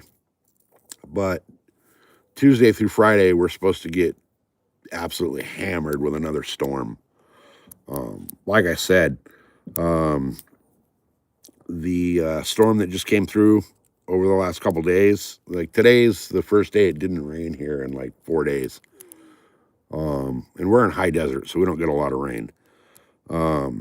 We got 2 inches of rain in the last couple days.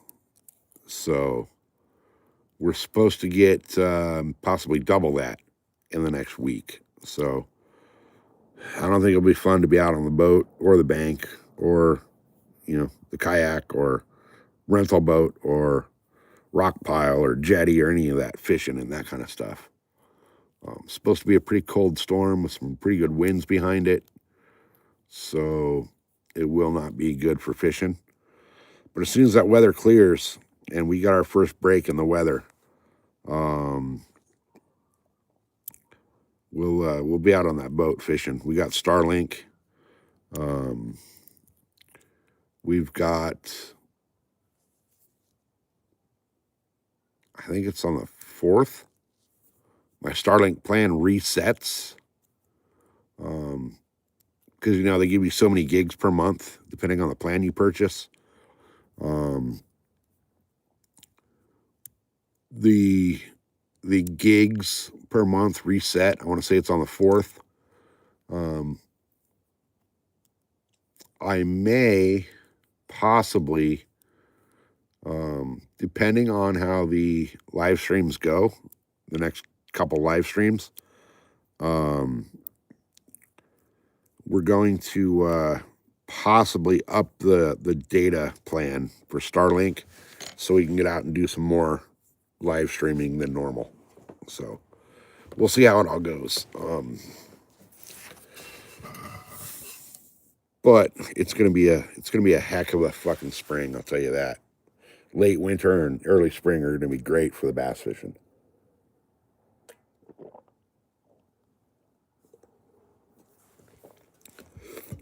All right, let me catch back up with chat.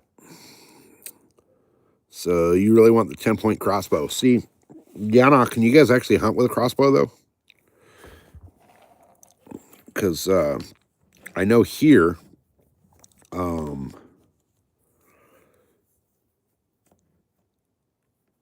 to hunt with a crossbow, you have to have your primary care doctor as well as a state appointed doctor both sign off on the fact that you are disabled to the point where you cannot pull a traditional bow. So crossbow is, you know, really little no condition attached. Okay. All right. Yeah, see here it's very, very, very conditions based. Basically the crossbow, you're only going to be able to hunt with it if you're a disabled hunter. Now, unfortunately for me, that doesn't include, you know, fucked in the head. Because I could definitely go in and convince a doctor that I'm fucked in the head. But in this state, you know, fucked in the head gets your hunting rights taken away. So now, if I were to go in there and prove to them that my shoulder is still so fucked up after surgery that I can't pull the traditional bow, I could get the crossbow regulation thing, but it's not worth the money and the hassle and the amount of doctor's appointments and hoops that you got to jump through, and the hoops that are, you know, they make you jump through hoops that are made of fire and barbed wire. So it's really not worth it here unless you are absolutely 100% physically disabled to the point where you cannot shoot a regular bow. Other than that, crossbow is illegal. It's also very, very, very difficult to find a store or retailer, big box or your little mom and pop archery shops that'll sell crossbows. I don't know of a single one. I know I could go order one through Bass Pro Shop and pick it up at the closest Bass Pro Shop location to me, which is like a 4-hour drive. But, it's not worth it. It's really not worth it. So, I'd be interested to hunt with a crossbow. I think the experience of it would be really cool. But I'm going to be shooting a lot of traditional recurve in the off season. I want to get proficient with the recurve to where I can actually go out and hunt with the recurve. So,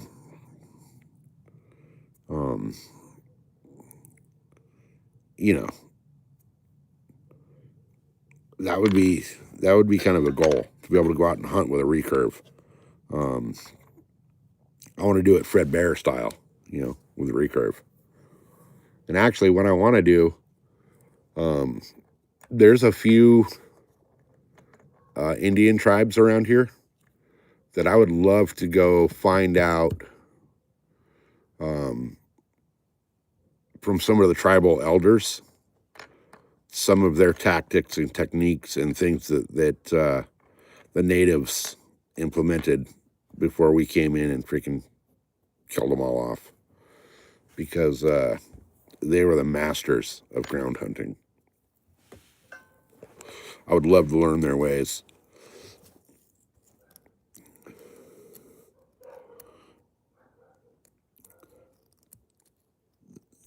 Imagine, your $50 broadhead freaking and getting your bolt back when it's,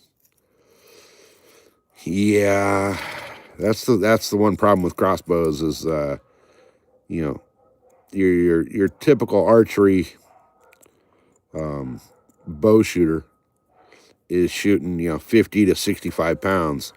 Some of those crossbows are pushing 170 pounds. I know how many arrows I've lost shooting 65 pounds. Right here in my backyard. There's 8 or 10 arrows in the hillside behind my house that I can't find them. Cannot find them. They buried into a brush pile somewhere underneath that brush pile, and they're gone for good. I can only imagine what, see 200-pound draw weight on some of these crossbows. I mean, hell, you got to use a winch to freaking draw the string back, So I can only imagine how far that bolt's going to go and what the speeds are. My bow's shooting like, we estimated it at the bow shop that I'm shooting about 295 feet a second. Some of these crossbows are shooting, they're shooting the same freaking speeds as some very low caliber rifles. So, the 17 HMR and things like that. Some of these crossbows are shooting damn near the same speeds as those. So, that speed versus that power of it, I can only imagine what happens if, you're going to get a pass-through shot most of the time, hopefully, if you hit it right. But I can only imagine how hard it would be to find that freaking arrow or the crossbow bolt if you missed a shot.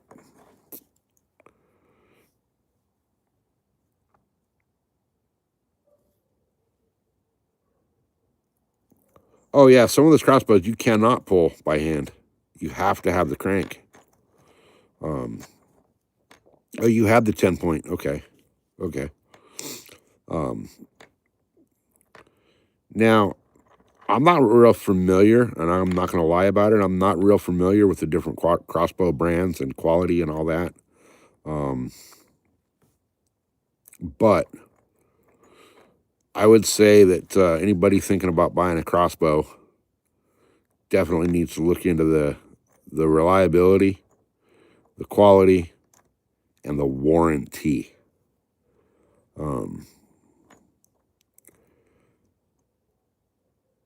Because you're shooting a lot of power in those limbs.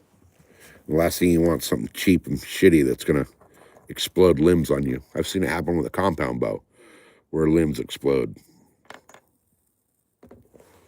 So, quality, longevity, and warranty.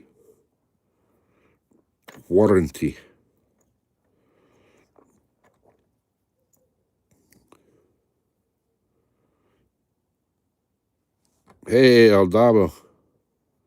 Happy New Year, brother. Good to see you. 10 years ago, 1,400 for a 10-point naked.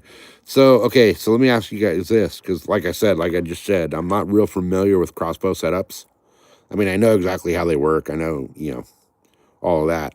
But manufacturer and setup and all that. When you say naked, are you talking just straight up like as if you were by a bow off the shelf where it's just bare bow? No sight, no fancy freaking drop away, freaking arrow rest, all that shit? Are you buying just the actual functional crossbow when you're talking about a naked crossbow? Because I know guys are putting like fucking rifle scopes and shit on those things now. So I keep seeing ads for like Barnett and all these different ones, and it's like, it's just a functional crossbow. Okay, so it'd be just like buying a bare bow. Well, not bare brand, but bare bones.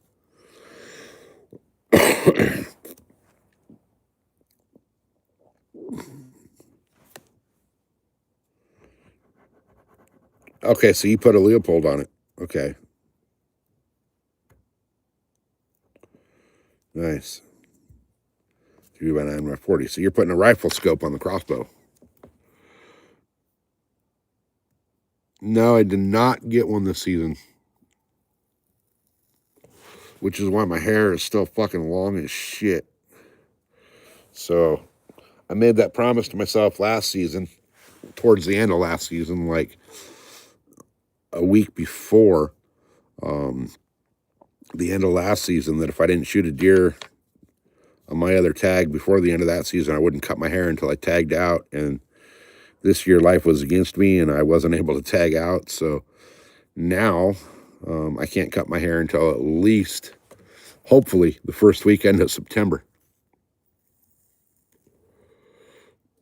So freaking put a deer in the freezer, I'm going to look like goddamn Rapunzel. Fred Bear. That was my first bow. I don't even remember which model. Keep growing that beard, it holds wisdom. Right? Right? I mean, shit, this is only from the end of last deer season. So this shit's like down freaking to my sternum. So by next year, it's going to be freaking, I'm going to have to hold my fucking beard out of the way to take a leak. Oh, you took the scope off your 270 and put it on your crossbow?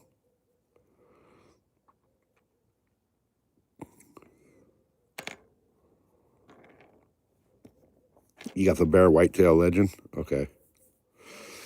I don't remember what my very first bear bow was. I don't even remember the model. It was a youth model. I was like 7 years old. And I had seen on one of the Saturday morning shows, National Geographic or Jacques Cousteau or one of those type of shows, that I saw a show about Fred Bear. And once that show was over, I was like, I have to learn to shoot a bow. And I went out and talked my parents into buying me a Bear bow. And it was a little red fiberglass freaking kid's bow with, Fred Bear's company logo stamped on it. And as I grew up, I paid more and more attention to Fred Bear and his tactics and his ways. And Fred Bear is the reason I got into archery, pure and simple. I saw one Saturday morning, like one of those old school like documentaries about Fred Bear, and from then on, that was it. And I've never owned no, actually, I did own a bear compound back in the day, but after Fred passed, the company went way too corporate and went to shit. So the quality went down. Your compound broke in storage?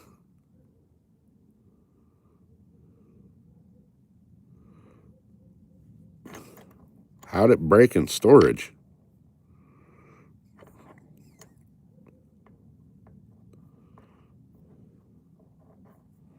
That's are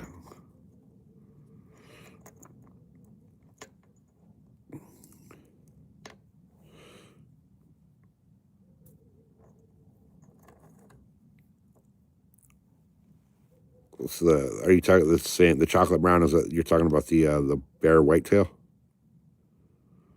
All right, guys, I gotta go get another thing of water here. Give me like 2 minutes. I'll be right back.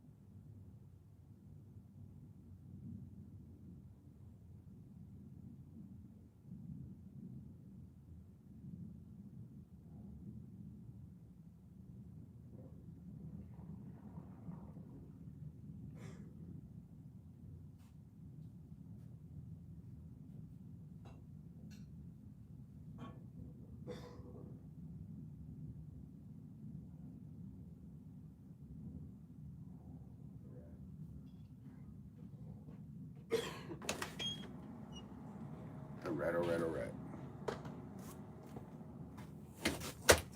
You know. So I also grabbed my my phone stand so we can switch around the view a little bit here. I'm actually surprised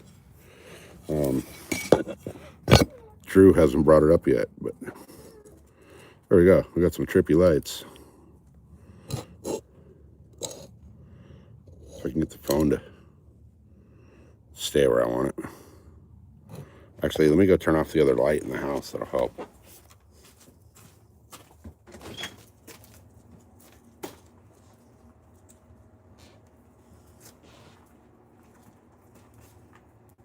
Come on, you coming in?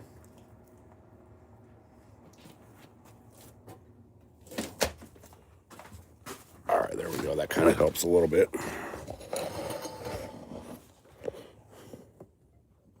I need to,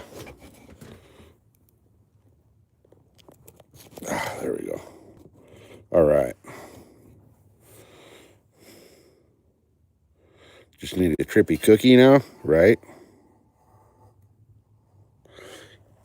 Yeah, my very first bow was bear.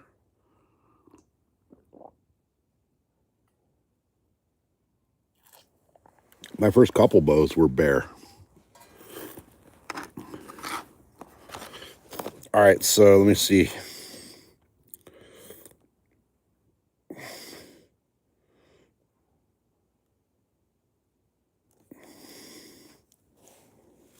Oh, something probably fell on. Okay.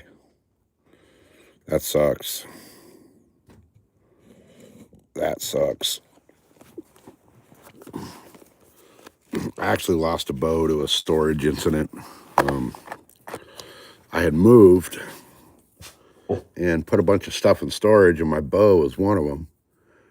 And storage got broken into, and one of the things taken was one of my bows.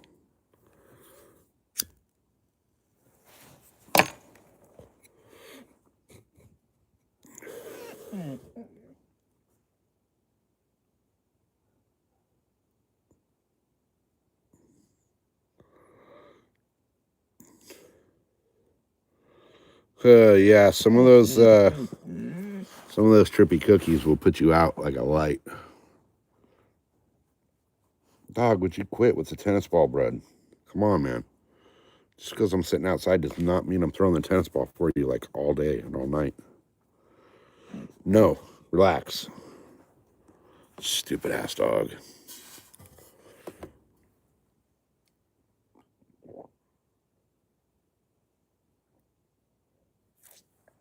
So, guys, we got security cameras all over the house.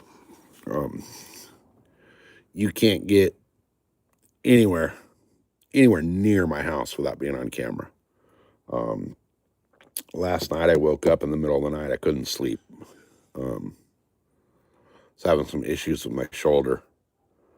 So I got up, came out here, sat on the patio for a while, and I was just looking through the cameras, just kind of playing with them and the alignment and all that. And I picked up what I can't explain on one of the cameras. I'm going to have to, I got the video saved. I wish I could screen share it and show it to you guys right now, but I can't. Unfortunately, you can't screen share. But I'm going to put up a short of this video we caught last night on one of the cameras. You guys are going to trip on all of a sudden, like, everything's normal. There's nothing happening. And for a quick split second, there's something on camera, and then it's gone. Cannot figure out what the hell it was.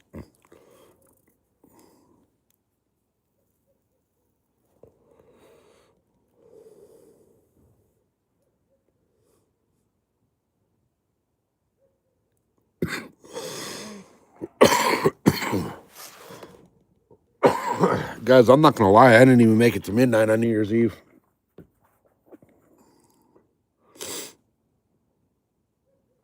I didn't even make it to midnight. Then again, I woke up at 3 o'clock in the morning. So, you know, I didn't expect to make it New Year's Eve.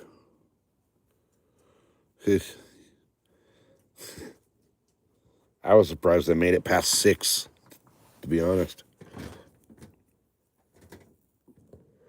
I came home. Mrs. SoCal had food hot and ready waiting for me when I walked in the door.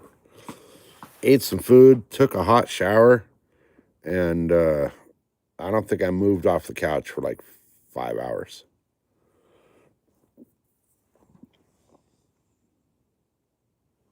It was brutal. I was done.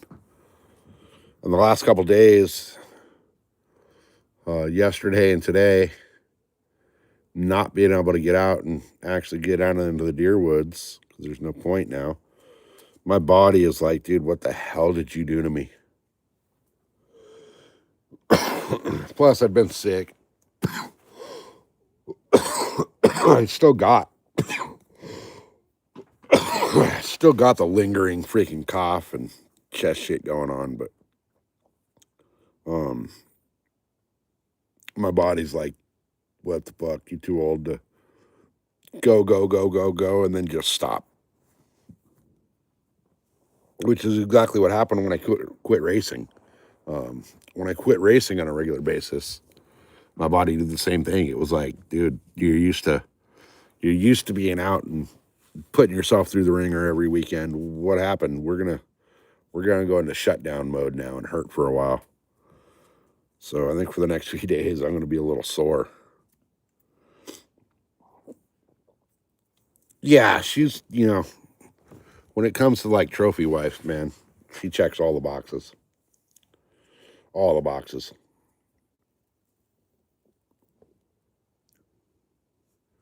Like, she knew. She was watching me drive home on the live stream. And she knew at a certain point on the road, like, how long it was going to take me to get home and how long it was going to take to cook food. And hey, Yana with freaking fuck the gifts. Grab a beer on me. Hell yeah. Appreciate you, Yana. Appreciate you. What was I saying? Yana distracted me with the freaking big old yellow super chat, you guys.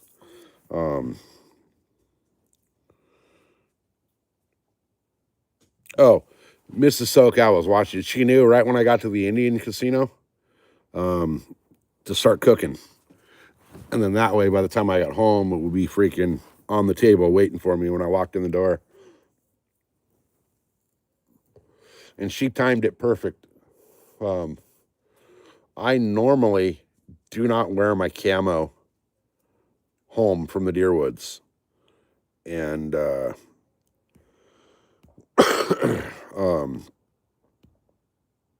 I did because I was so freaking cold.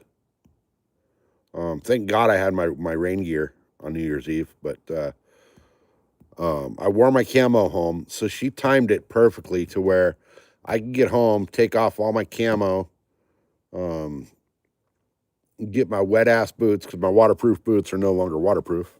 Hey, Anthony with the 100s. So I got to buy a new pair of boots for next season because my boots are done.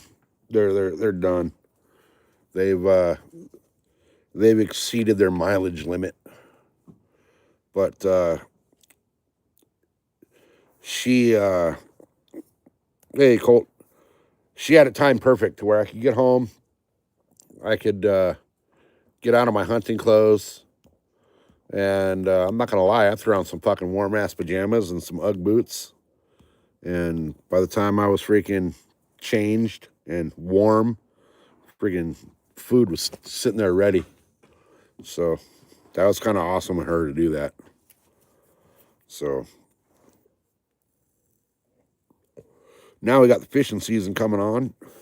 So not that it ever ends, but you know, we're going back out for the bass.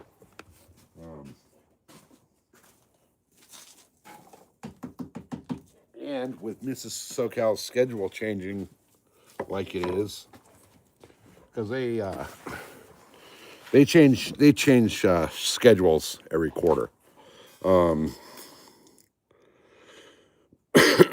They change schedules every quarter, so that way they keep it fair because they're a 24/7 business. So nobody can say that I'm always stuck on weekends or I'm always stuck on graveyard or whatever. Their schedule changes a few times a year, so that it's kind of it's kind of fair in that way that not everybody gets stuck on the shitty shift. So once her schedule changes, I think that happens this week. To be honest, I think it's on the 8th or 9th or something like that. She'll be back on day shift, so we'll be able to have Mrs. SoCal out there fishing with us a couple days a week as well. So that'll be kind of cool. Her and I are in competition. Whoever catches the most fish, we're not going by size, we're not going by weight, we're going by strictly numbers. Whoever catches the most number of fish between 420 and 420 gets to pick next year's vacation. So right now, she's up on me by like 2 fish. And normally she'd be in here, even if she was at work, she'd be in here telling me how many fish I have to catch to even tie it. But she's in the middle of training someone right now, so she can't really be sitting here watching me. But whoever catches the most fish between April and April, 420 and 420, picks our next year's vacation spot. So I need you guys to channel that big fish energy my way, because I don't want to end up going to some like archaeology fucking museum or paleontology lecture like she's going to want to go to. We need get a throw net. Dude, throw nets are highly, highly, highly illegal out here. They are very illegal in California. if you even get caught in possession of one near the water, you're losing your fishing license for like 10 years. But I'm thinking that if I win this fish bet, then we're gonna have to the vacation is going to be up in a place called the Elk Ranch in Colorado, where basically what they do is they have a little like camp set up. They have like their main hunting lodge and all that, but they have a hunt they do where they basically horseback you in to a pre-set up camp. They pack you, all of your gear, all of your food, everything you're going to need for the week, drop you off with a deer, elk, and bear tag. And what happens is once you shoot the deer, the elk, or the bear, whatever it is you're going for, I'll shoot a deer and an elk. I'm not going to shoot a bear unless it's, the bear's going to eat me or I'm going to eat the bear, and that's the only two frickin' outcomes there's going to be. Then I'll shoot the bear. But that's the vacation I'm planning on doing if I win this bet. So go do a week-long elk hunt, elk and deer. So I need you guys to channel all the freaking fish gods to help me win this bet, because otherwise I'll be over in like Africa digging up dinosaur bones or some shit, which, I mean, it'd be cool, but that's not my idea of a vacation, That's her idea of a great time, but not mine. So we need to make something happen. Something. And the problem is, on straight numbers of fish, I'm up on her by a boatload. But the only fish that count is when we're actually fishing together. So, when I'm fishing alone, it doesn't count. Otherwise, I'd be like miles ahead.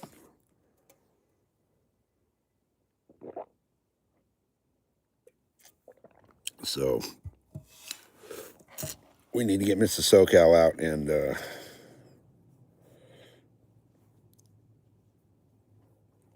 bit of cookie sabotage. I wish she would eat the specialty cookies, but she won't. She won't. She refuses. Maybe after she retires, but who knows? But, we'll see. So 420 is going to be a big day this year. Not only is it our anniversary, but it's also the end day of the fish bet. So I need to win. Right now I'm down by a couple. So I need to I might have to just go out and catch a whole bunch of bluegill or something just to get the numbers. Because like I said, it's not a size or a species or anything like that bet. It's just straight numbers. It doesn't matter if it's a quarter-pound bluegill or a state record bass. It counts as one fish. So I need to. Right now, Mrs. SoCal's handing my ass to me on that bet, unfortunately.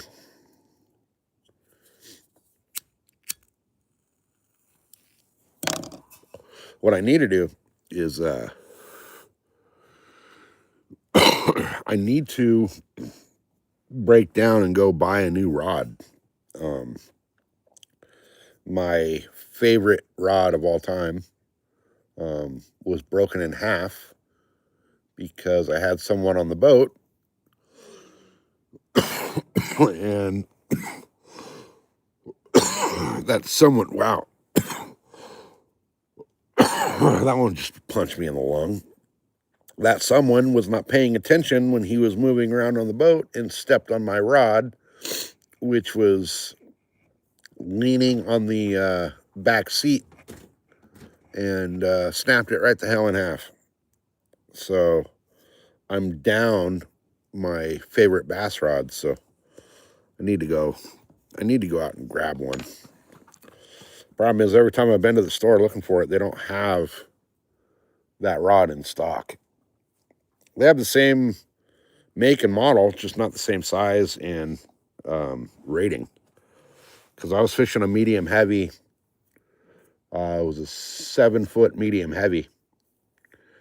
And all I've been able to find in the stores lately is like a 6.6 medium light. So I may have to actually order it straight through the company.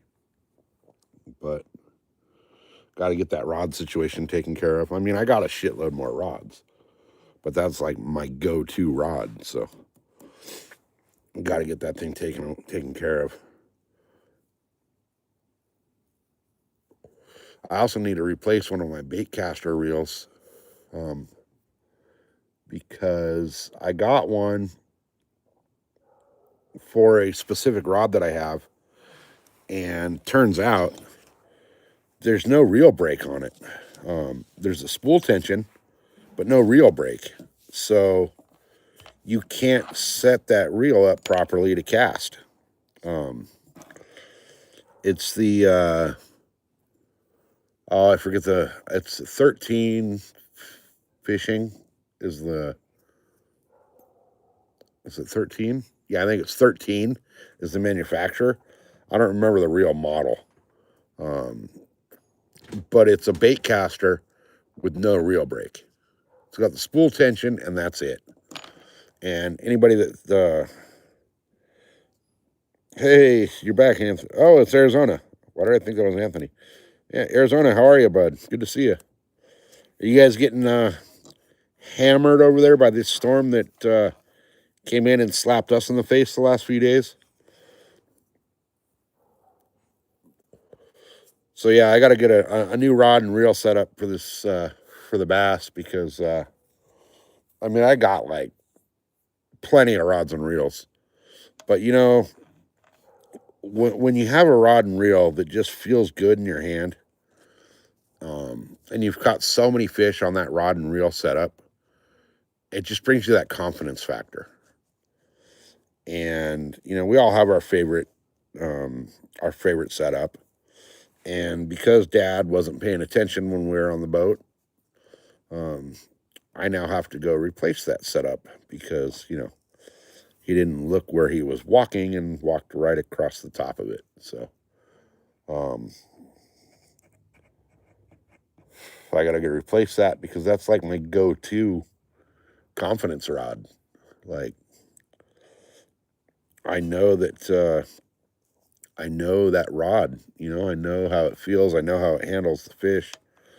I know how it handled different baits and you know, different reel speeds. You guys don't realize, especially with a spinning rod, how much movement is input into your lure or your bait or whatever just by reeling.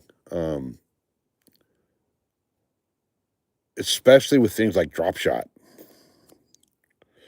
right? You can never have too many fishing rods. But you know, drop shot especially. Just the movement of the rod itself, even just being in your hand, your pulse can affect the movement and the just the slightest little vibrations in that rod will affect your drop shots. Sometimes good, sometimes bad. But that rod, man, I know that rod like the back of my hand. I love that rod. So I'm going to have to replace that here before we get back out. So the problem is I can't find it anywhere. I can find it online, but being that all we have is a post office box out here where I live, the lady that's been working at the post office for, you know, since the beginning of time, she had no problem with if you put your physical street address as the shipping, it would go to the post office, and she would know right away that, okay, this is SoCal's address. This goes to his P.O. box, and like the rods and all that. She'd put a little yellow slip in the box, in the P.O. box, that was, basically indicates, hey, we got a package waiting that won't fit in the P.O. box. Come see me and I'll get your package for you. The new lady has not bothered to learn who's who and what P.O. box goes to what address, and has begun actually sending packages back, which is A, a little bit illegal, and B, a little bit unethical. If she doesn't know the name or the street address that it's associated with what P.O. box, she will send it back. So I'm really skeptical about ordering that rod online, just for that reason. So I may have to go over into Yuma and see if they have one over there, because the stores here don't have any, not in that configuration. So I gotta go to Yuma to buy some other stuff anyway. So I might just check a couple of the shops over there in Yuma.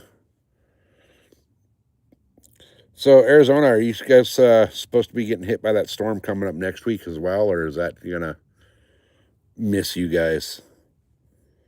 Because I know that the majority of next week is going to be pretty bad here.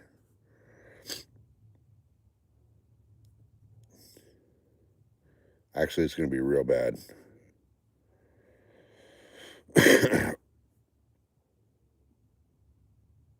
Weather is going to be, no, it should work.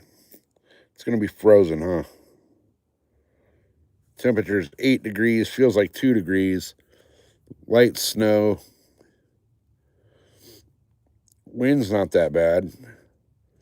But, hey, Nicole, welcome in.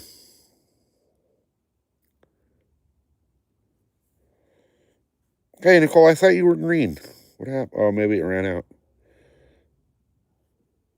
I know somebody hit or dropped a bunch of memberships and Nicole got one, but maybe it was that long ago already. Damn. Time is flying. Flying. So, Arizona, when are you going to be able to get the boat out and do some actual on the water tests? I know the weather here has been trash, so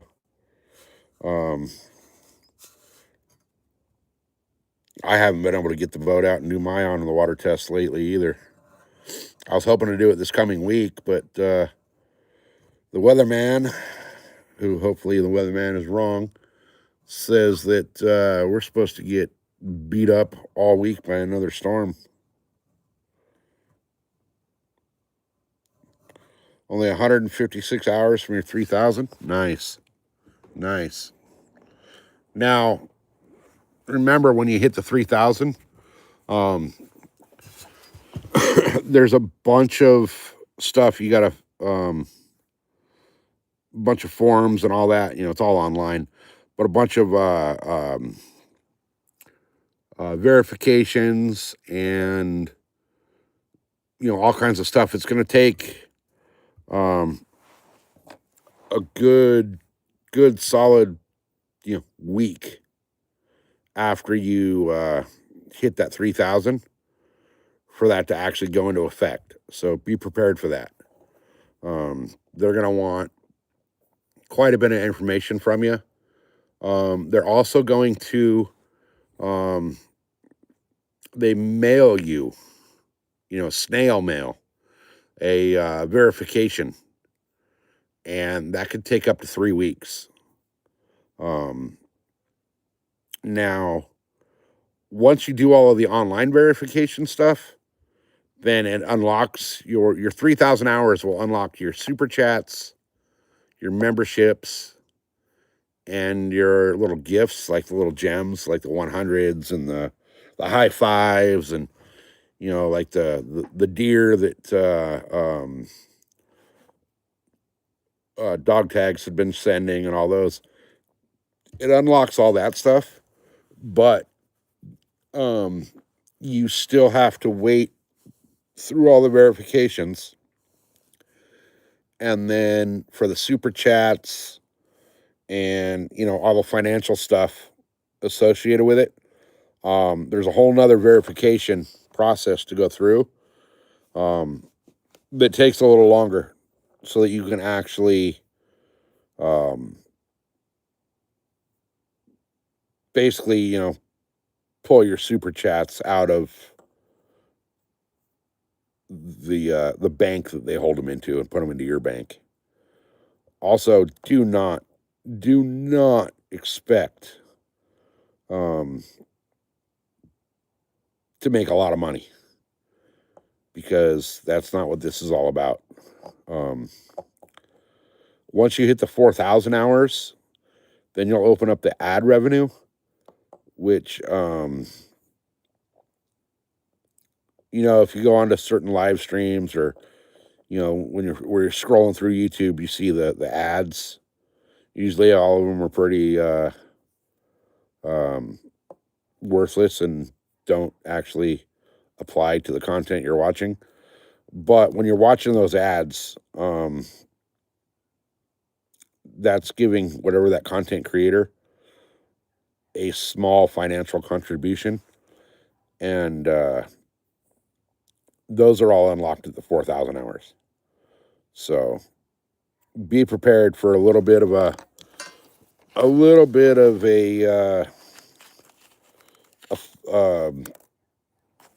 I guess you'd call it a paperwork session that you got to do.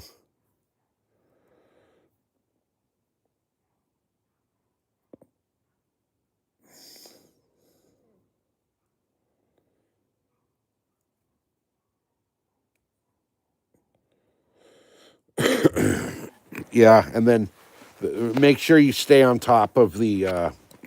They're gonna send you, and you'll see it when you're going through the process of crossing all the T's and dotting all the I's. That they're gonna say, give us your physical mailing address, because we're going to mail you a uh, um, what's that? The verification code.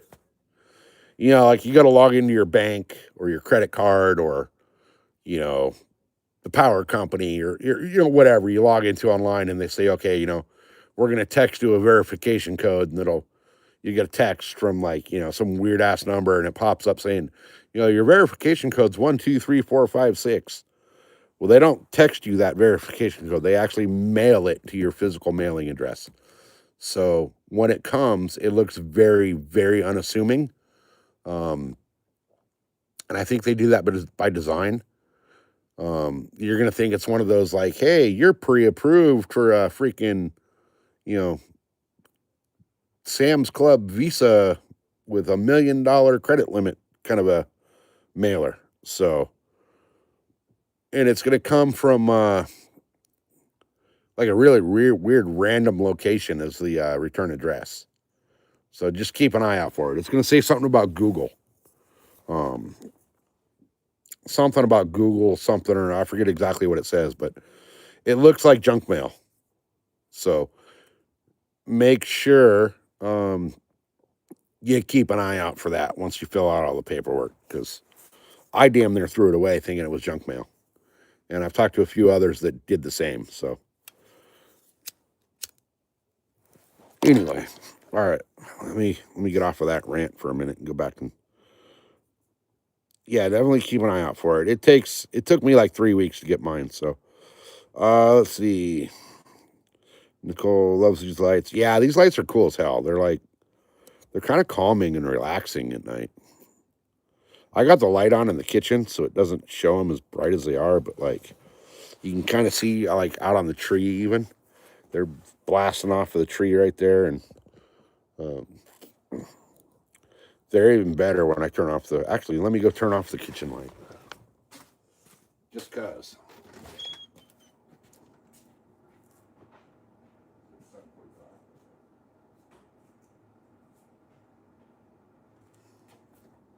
Yeah, there we go. without that kitchen light shining in the backyard, they actually kind of come alive a little more. So, phone down. I think, to tell you the truth, like the ones over here, these are on my shed. Those are up on the little patio cover thing I have out here. Just a little like canopy thing. I think I kind of like the way they flow on the canopy better than the patio cover. And like certain spots, like right here, they're just like hauling ass. And then you go over here, they're still moving, but not like this. It does like my whole yard. Looks really cool. All right, so let's see. Let me catch back up here. Little depressed at the moment. Job's been. Oh, no shit. Bro, that sucks with me. That sucks.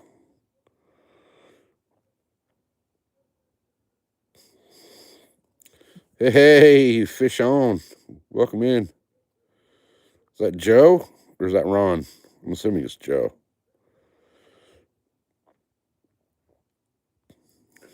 You love them?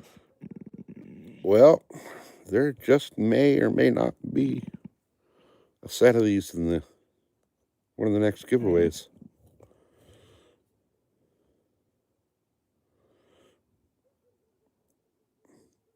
Just may or may not. There may or may not be some really cool shit in the next giveaway.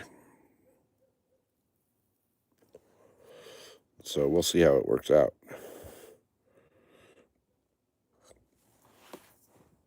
Almost got all your Starlink ready to go live? Oh, nice.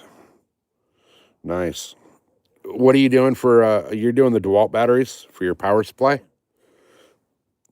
Now, I saw on Amazon, and I almost ordered it, but I didn't because I got the big giant battery pack. So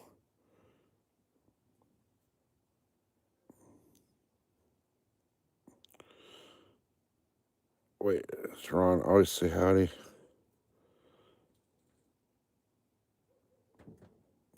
Oh, Joe's moving? Where's he moving to? I know you were in Florida. I saw you fish in Florida.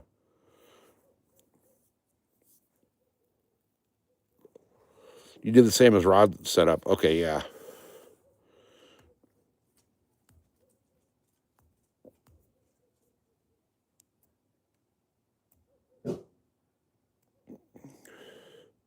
Oh, okay, a new place in Kentucky. So he's just switching spots then, going to a new pad. Okay, that's all good. Yeah, I saw you fish in Florida today. I was doing some shit around the house, kind of watching you.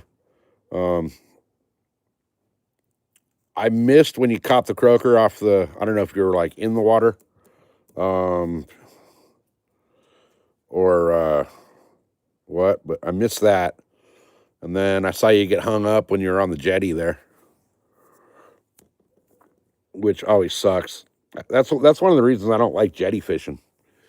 Because even though it looks like there's only rocks like right at the jetty, man, you get fucking Snag City off the end of that thing.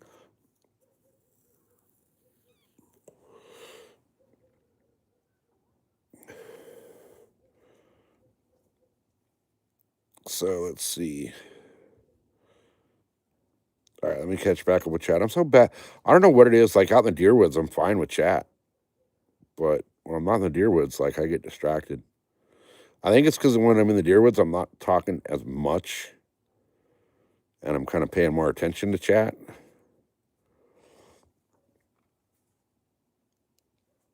So yeah, you got the same setup as Rod.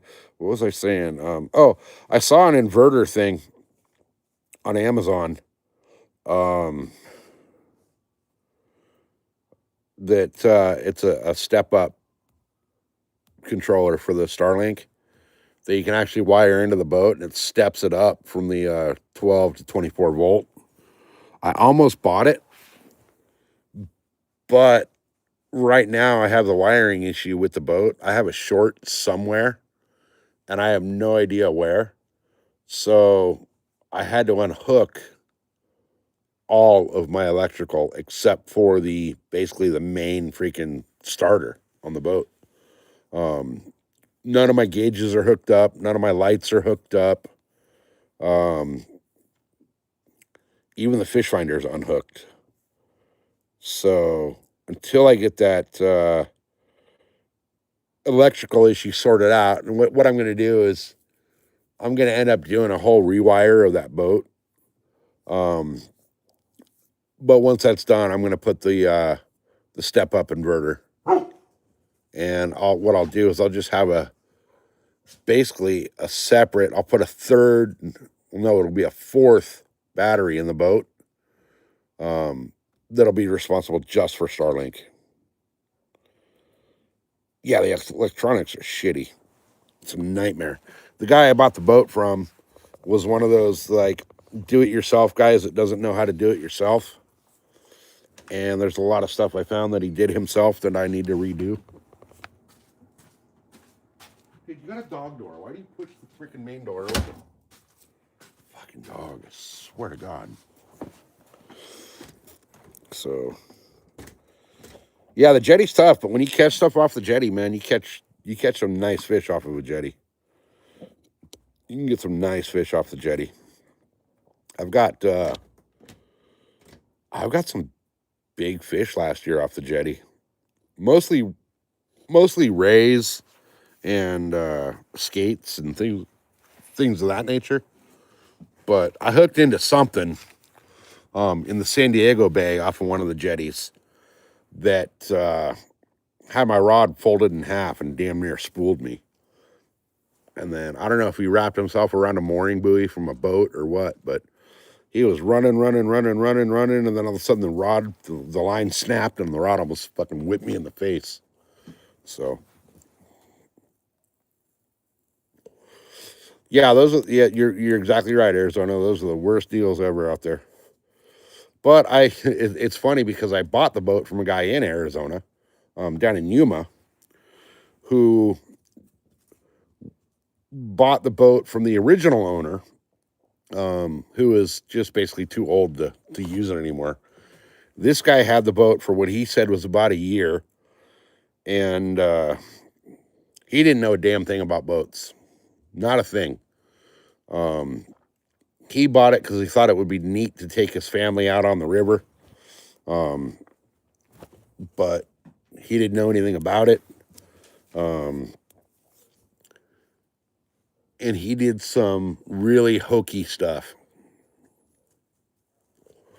He told me, and I almost didn't buy this boat, but he had it listed on Craigslist, and I looked at it a couple of times on Craigslist, looked at his ad, and noticed after about 5 weeks, his ad was still up. So I sent him a message asking him, tell me a little more. And he basically told me everything that was already in the ad. So we negotiated over the phone. He wanted $6,000 for it in the ad.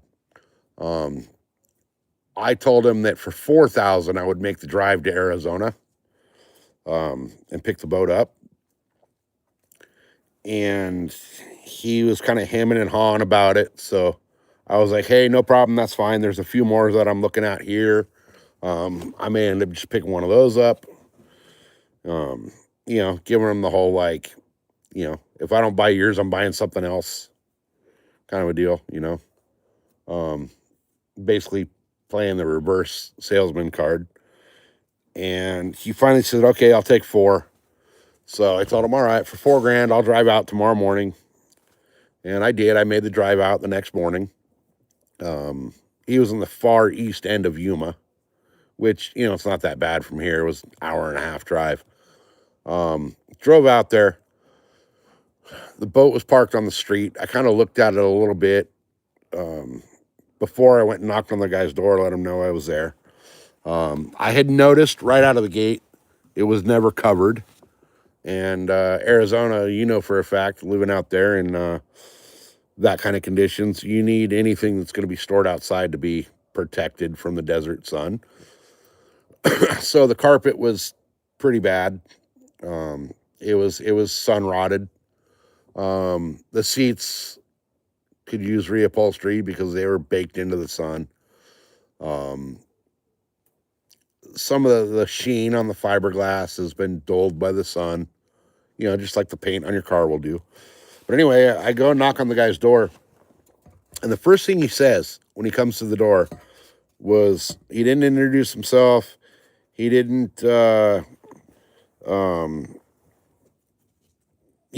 thanks for driving out. No, nothing. His first words out of his mouth were, "Hey, I'm going to have to rely on you for everything because I don't know a darn thing about boats." And right then and there, I don't know where it came from. It did not register between my brain and my mouth before it came out. But my response to him saying he didn't know a thing about boats was, "That's fine. That's what I do for a living." And you kind of saw him deflate just a little bit because he was hoping that I didn't know much about the boat either. So we went out and did a walk around, a little walk and talk around the boat. And I started pointing out things to him that were not even wrong. Like I actually got down on my back and slid underneath the trailer and was like, "Oh, there's a little tiny chip in the glass coat on the bottom of the boat, which is nothing. It's absolutely nothing. It's a little scratch." I told him it was a hole. He believed it. We went around to the stern, and I looked at the stern, and I noticed that the drain plug was not an actual drain plug, but he had packed in like drywall patch or stucco patch or something into the plug. And I asked him what the heck was going on there. And he said that every time he took that thing out of there, water was leaking out. So he figured there was something wrong because every time he pulled that plug out, when he got the boat out of the water, it would leak water out of there. Anybody that owns a boat knows that when your boat's in the water and you take it out and you remove the plug, water is going to come out of the plug hole. So he thought it was coming in from there, and he put Bondo or whatever it was that he packed into there, which meant that I had to actually remove the housing for the plug and replace all that.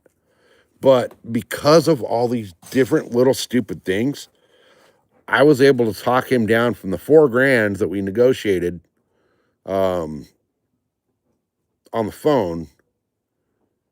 I talked him down another $1,300 in person. And when I told him, when I was talking to the guy, it was kind of funny. He started the boat and it fired right up. We put the rabbit ears on it and fired it right up with the garden hose running to it. He told me it had this weird miss and he couldn't figure out what it was. And it had this weird little ping as the motor was running. Well, it's a two-stroke. What he was hearing was the normal, a two-stroke. You get that ding, ding, ding, ding, ding, ding, ding, ding, kind of like running, right? He was hearing that and thinking it was a miss. So I played him on that. I played off of that. And I told him, "Yeah, that sounds bad. Let me go call my lead mechanic back at our shop," which was total bullshit, "and see what he thinks." So I walked away, went and got in my truck, sat in my truck, and pretended to be on a phone call with the lead mechanic for like 6-7 minutes. I came back and I told the dude, I said, yeah, my mechanic's telling me that what I'm describing is going to be a complete motor rebuild. And that year, make, and model of motor, it's not going to be really worth doing the rebuild. So the guy kind of deflated a little bit more, thinking that, oh, this guy's just going to turn and walk away, just like everybody else that has come looked at this boat is going to, not buy it. Well, I knew right then and there I was going to buy the boat, but I was not going to pay what he was asking for that boat. So that's when I ended up talking him down $1,300 more than we had negotiated. Hey, Brantley, on the phone. So, hey, Slap, about to start a movie. Oh, that's all good. That's all good. So yeah, I negotiated that 1,300 down from what we originally negotiated. Got the boat home, and everything was fine. Ran fine, did fine.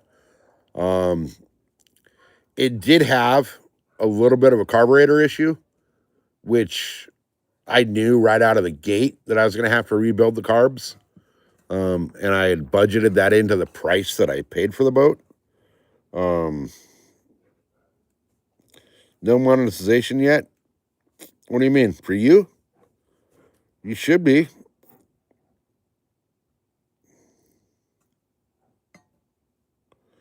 But anyway, I went and took the boat into a local shop to have the carbs rebuilt because I knew, and it was funny because the first time I took the boat out and I really put the hammer down on the throttle, I knew exactly what it was doing and why.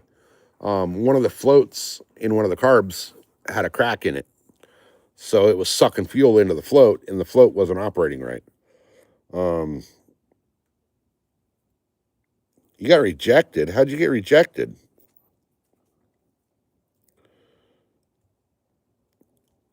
But I had the boat shop that I took it to didn't do any carb work. They did the power pack, which is basically like your distributor on the boat. They did all that. And I took the boat out. I picked it up from their shop, went directly to the lake, and the boat did the exact same thing that it was doing before I took it to their shop. So I immediately took it back to their shop and told them, hey, whatever you did, I'm not paying for because you didn't do the carburetors. And the guy goes, yeah, we didn't do the carbs. He said it idled just fine, so we didn't do the carbs. We did this and this and this and this. So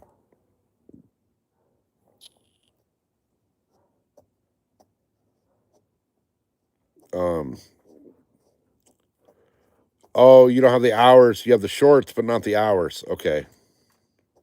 Yeah, shorts don't count for your monetization hours, unfortunately.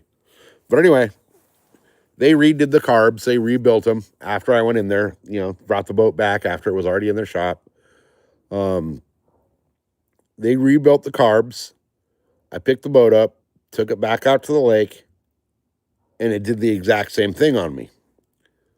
So I called them from the lake, and I said, look, this is now the third time that I've had to call Vessel Assist to get me off the water after my boat's been to your shop. And the guy goes, well, he was completely honest with me on the phone when I finally called him again. And he says, yeah, we really don't know much about that motor. But here's what I'll do. He says, I'll give you, most of your money back. So he refunded all the labor and half of the parts. All it was I needed to basically tune the carbs. They rebuilt the carbs, but they didn't tune them and sync them properly. So I have a buddy that he is a jet ski mechanic and a marine mechanic. Very, very, very hard to get a hold of and get him to come do work on your stuff. If you guys have ever seen the flyboarding thing, where they basically take like a big old fire hose and strap it to the jet ski, and then like a pair of ski boots, and you see these guys doing like the freaking, I guess it's called flyboarding, um, where they're basically propelled by a stream of water out of their ski boots. Um, he was the one that actually designed that system to make it work. So I finally got a hold of him, got him to come up. He tuned the carbs, and that boat runs just fine. So now it's a matter of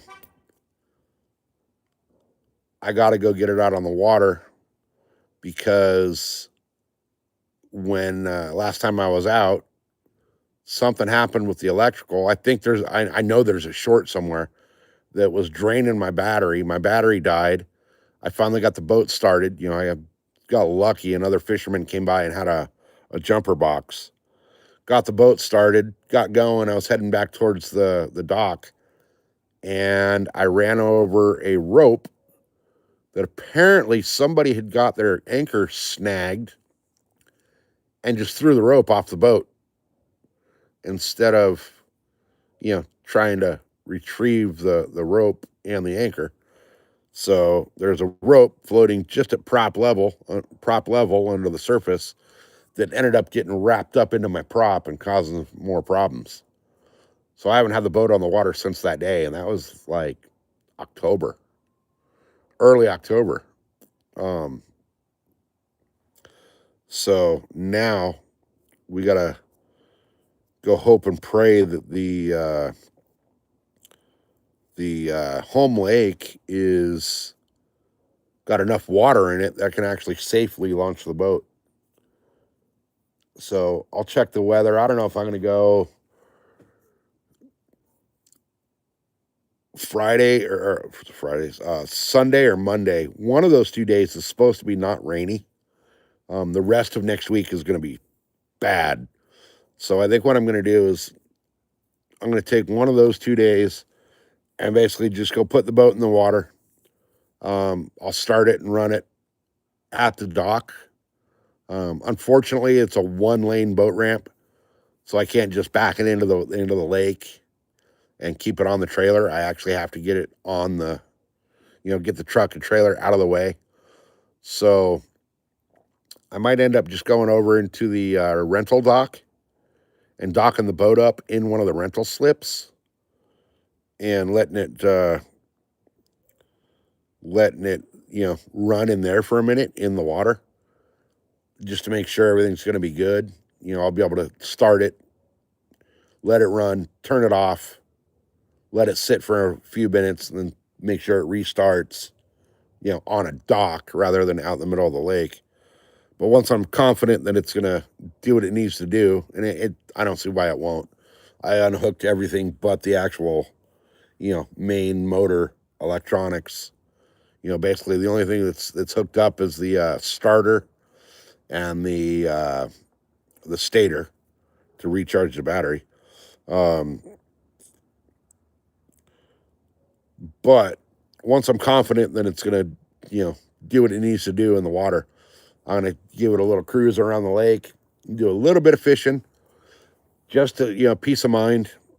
And then once I'm confident that it's going to do what it needs to do on the lake, then we're going to actually start hitting the lakes really, really hard.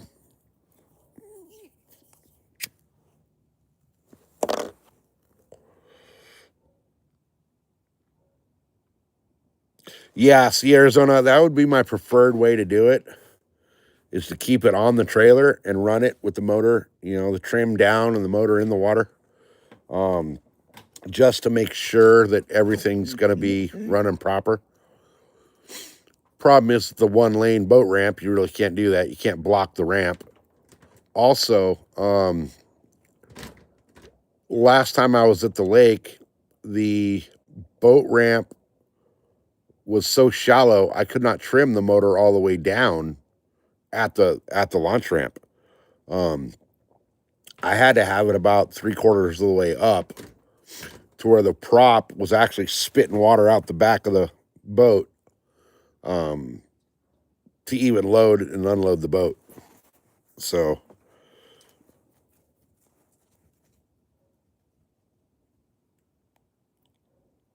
yeah, they're the muffs or the rabbit ears, or they go by a different name, a whole bunch of different names, but yeah, we know what we're talking about. I actually just ordered two new sets, the round and the square set, just to have extras.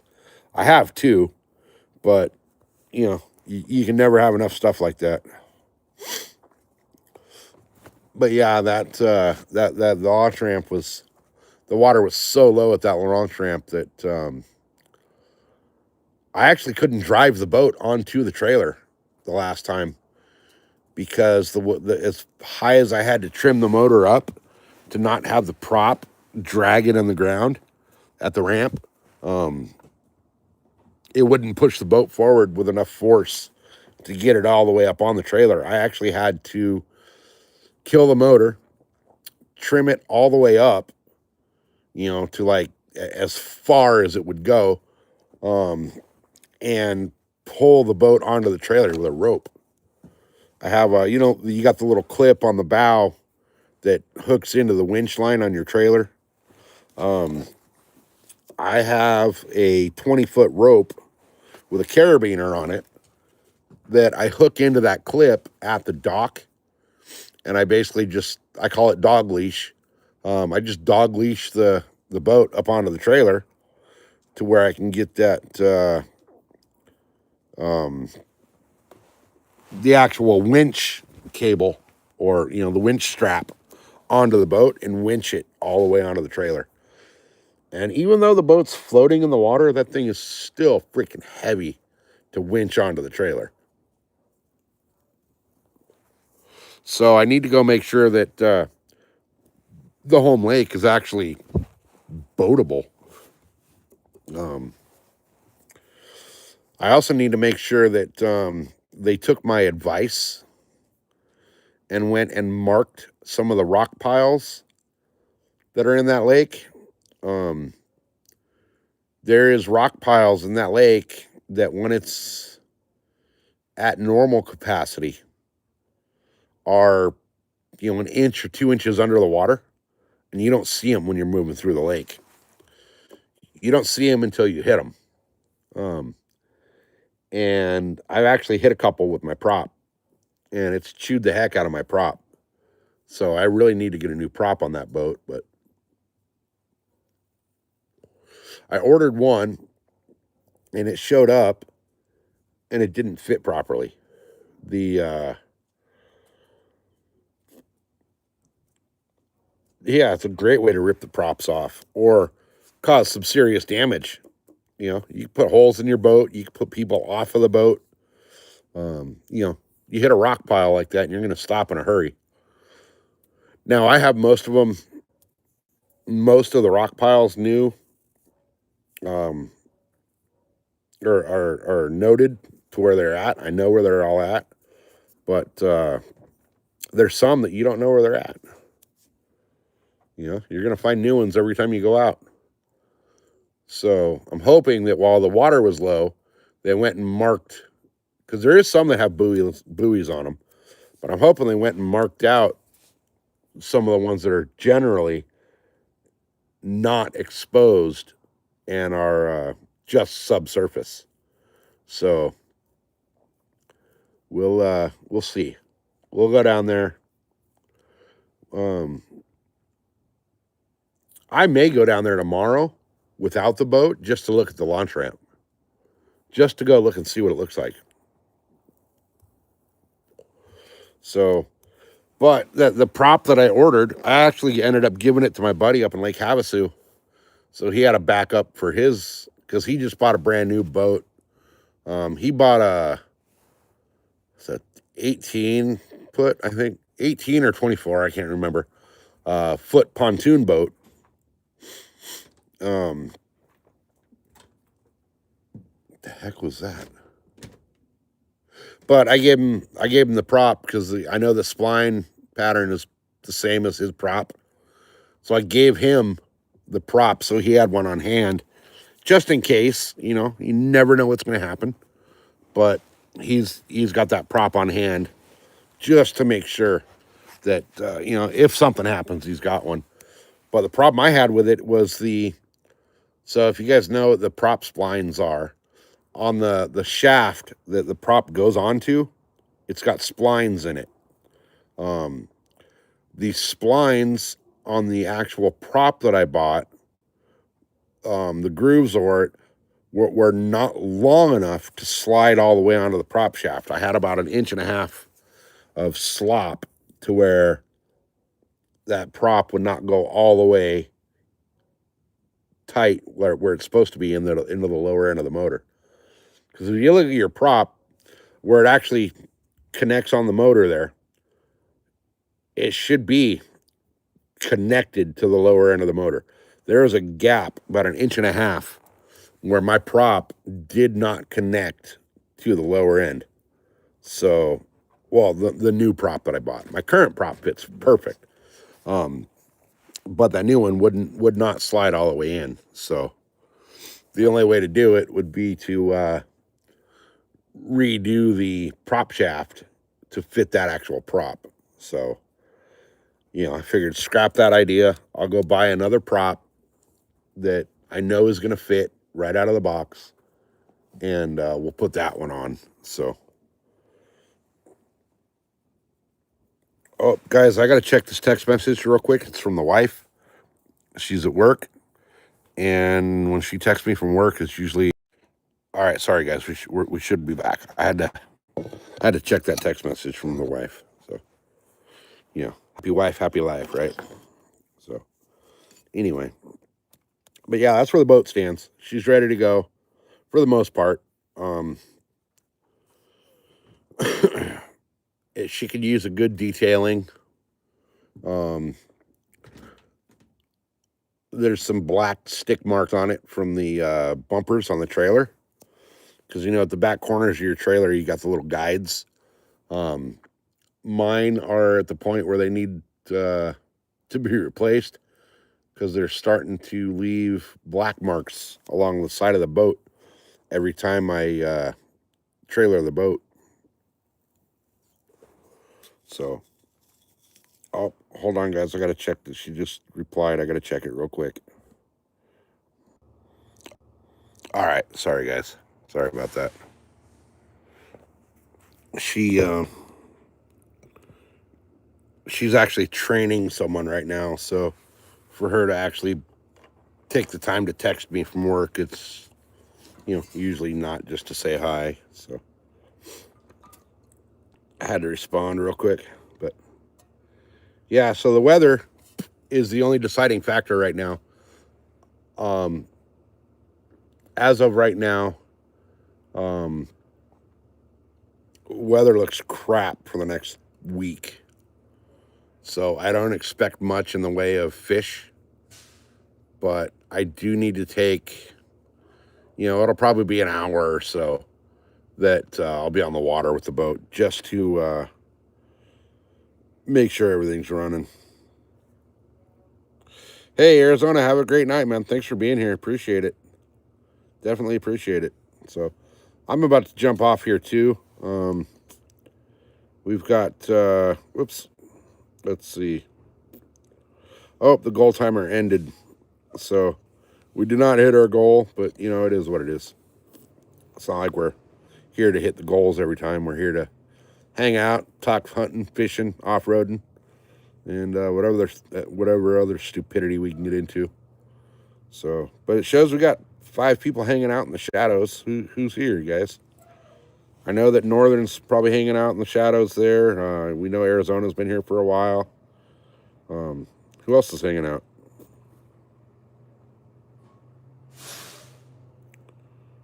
What the hell?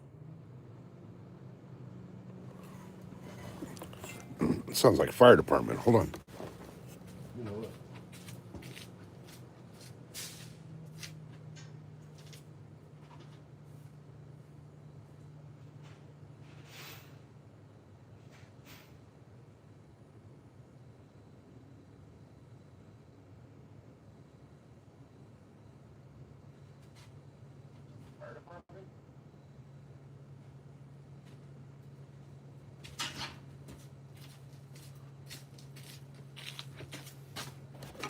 think the fire department just rolled up in front of my house.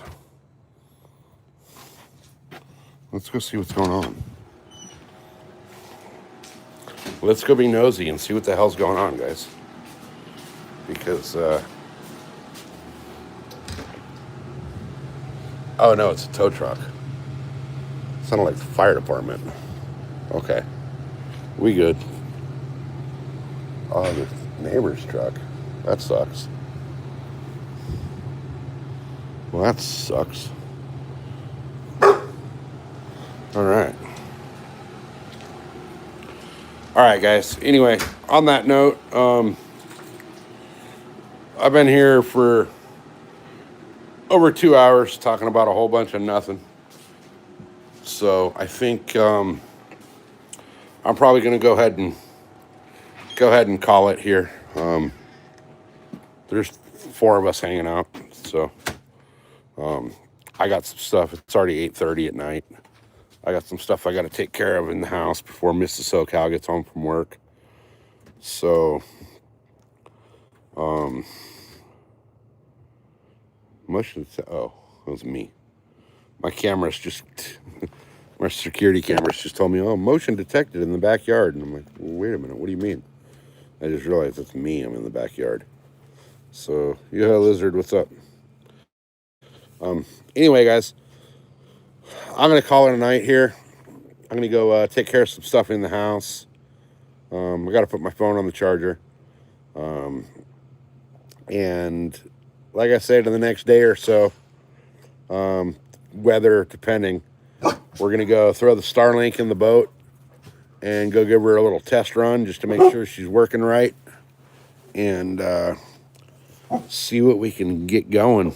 So once I'm confident that everything's working and that the launch ramp at the home lake is usable and we can actually get the boat in and out of the water at the lake, we're going to be doing some hardcore bass fishing, trying to make absolutely sure that we can get that lake record out of that lake this year. We've been chasing that lake record for coming up on 4 years now, and we've got damn close. We've got some bass over 15 pounds, but that was still 4 pounds shy of the record. So we're gonna do everything we can to get that lake record bass, carp, catfish, and crappie out of that lake this year. I'm not a big crappie fisherman. I don't have a lot of experience doing it, but thanks to Crappie Man Jigs, I am now fully stocked with a boatload of crappie baits and jigs and plastics. So we're going to put them to the test and see if we can maybe get a lake record crappie using Crappie Man Jigs and get it on the live. So we'll have some video that he can use as well to promote his business. Because how badass would it be to be able to say that, you know, your bait's got the lake record and even possibly a state record. So anyway, on that note, guys, appreciate y'all being here. Appreciate you guys hanging out. Appreciate the super chats and the gems and the thumbs ups. And we will see you guys from the boat in the next, if it's not tomorrow, then probably the day after, weather depending. So, and then guys, remember, we're coming close to that 1,500 on the subscriber count. And once we do, we will be doing the 1,500 subscriber giveaway. And that will be a subscribers only live stream. We will be turning on subscribers only mode. As much as I hate and loathe subscribers only live streams, that one will be the exception. That will be the only subscribers only mode live stream I do. And there will also be prizes in that giveaway that are members only. So if you want to get into the members only prize pool, make sure to pick up a membership before we hit that 1,500. So anyway, guys, we'll see you in the next day or so from the boat. Peace.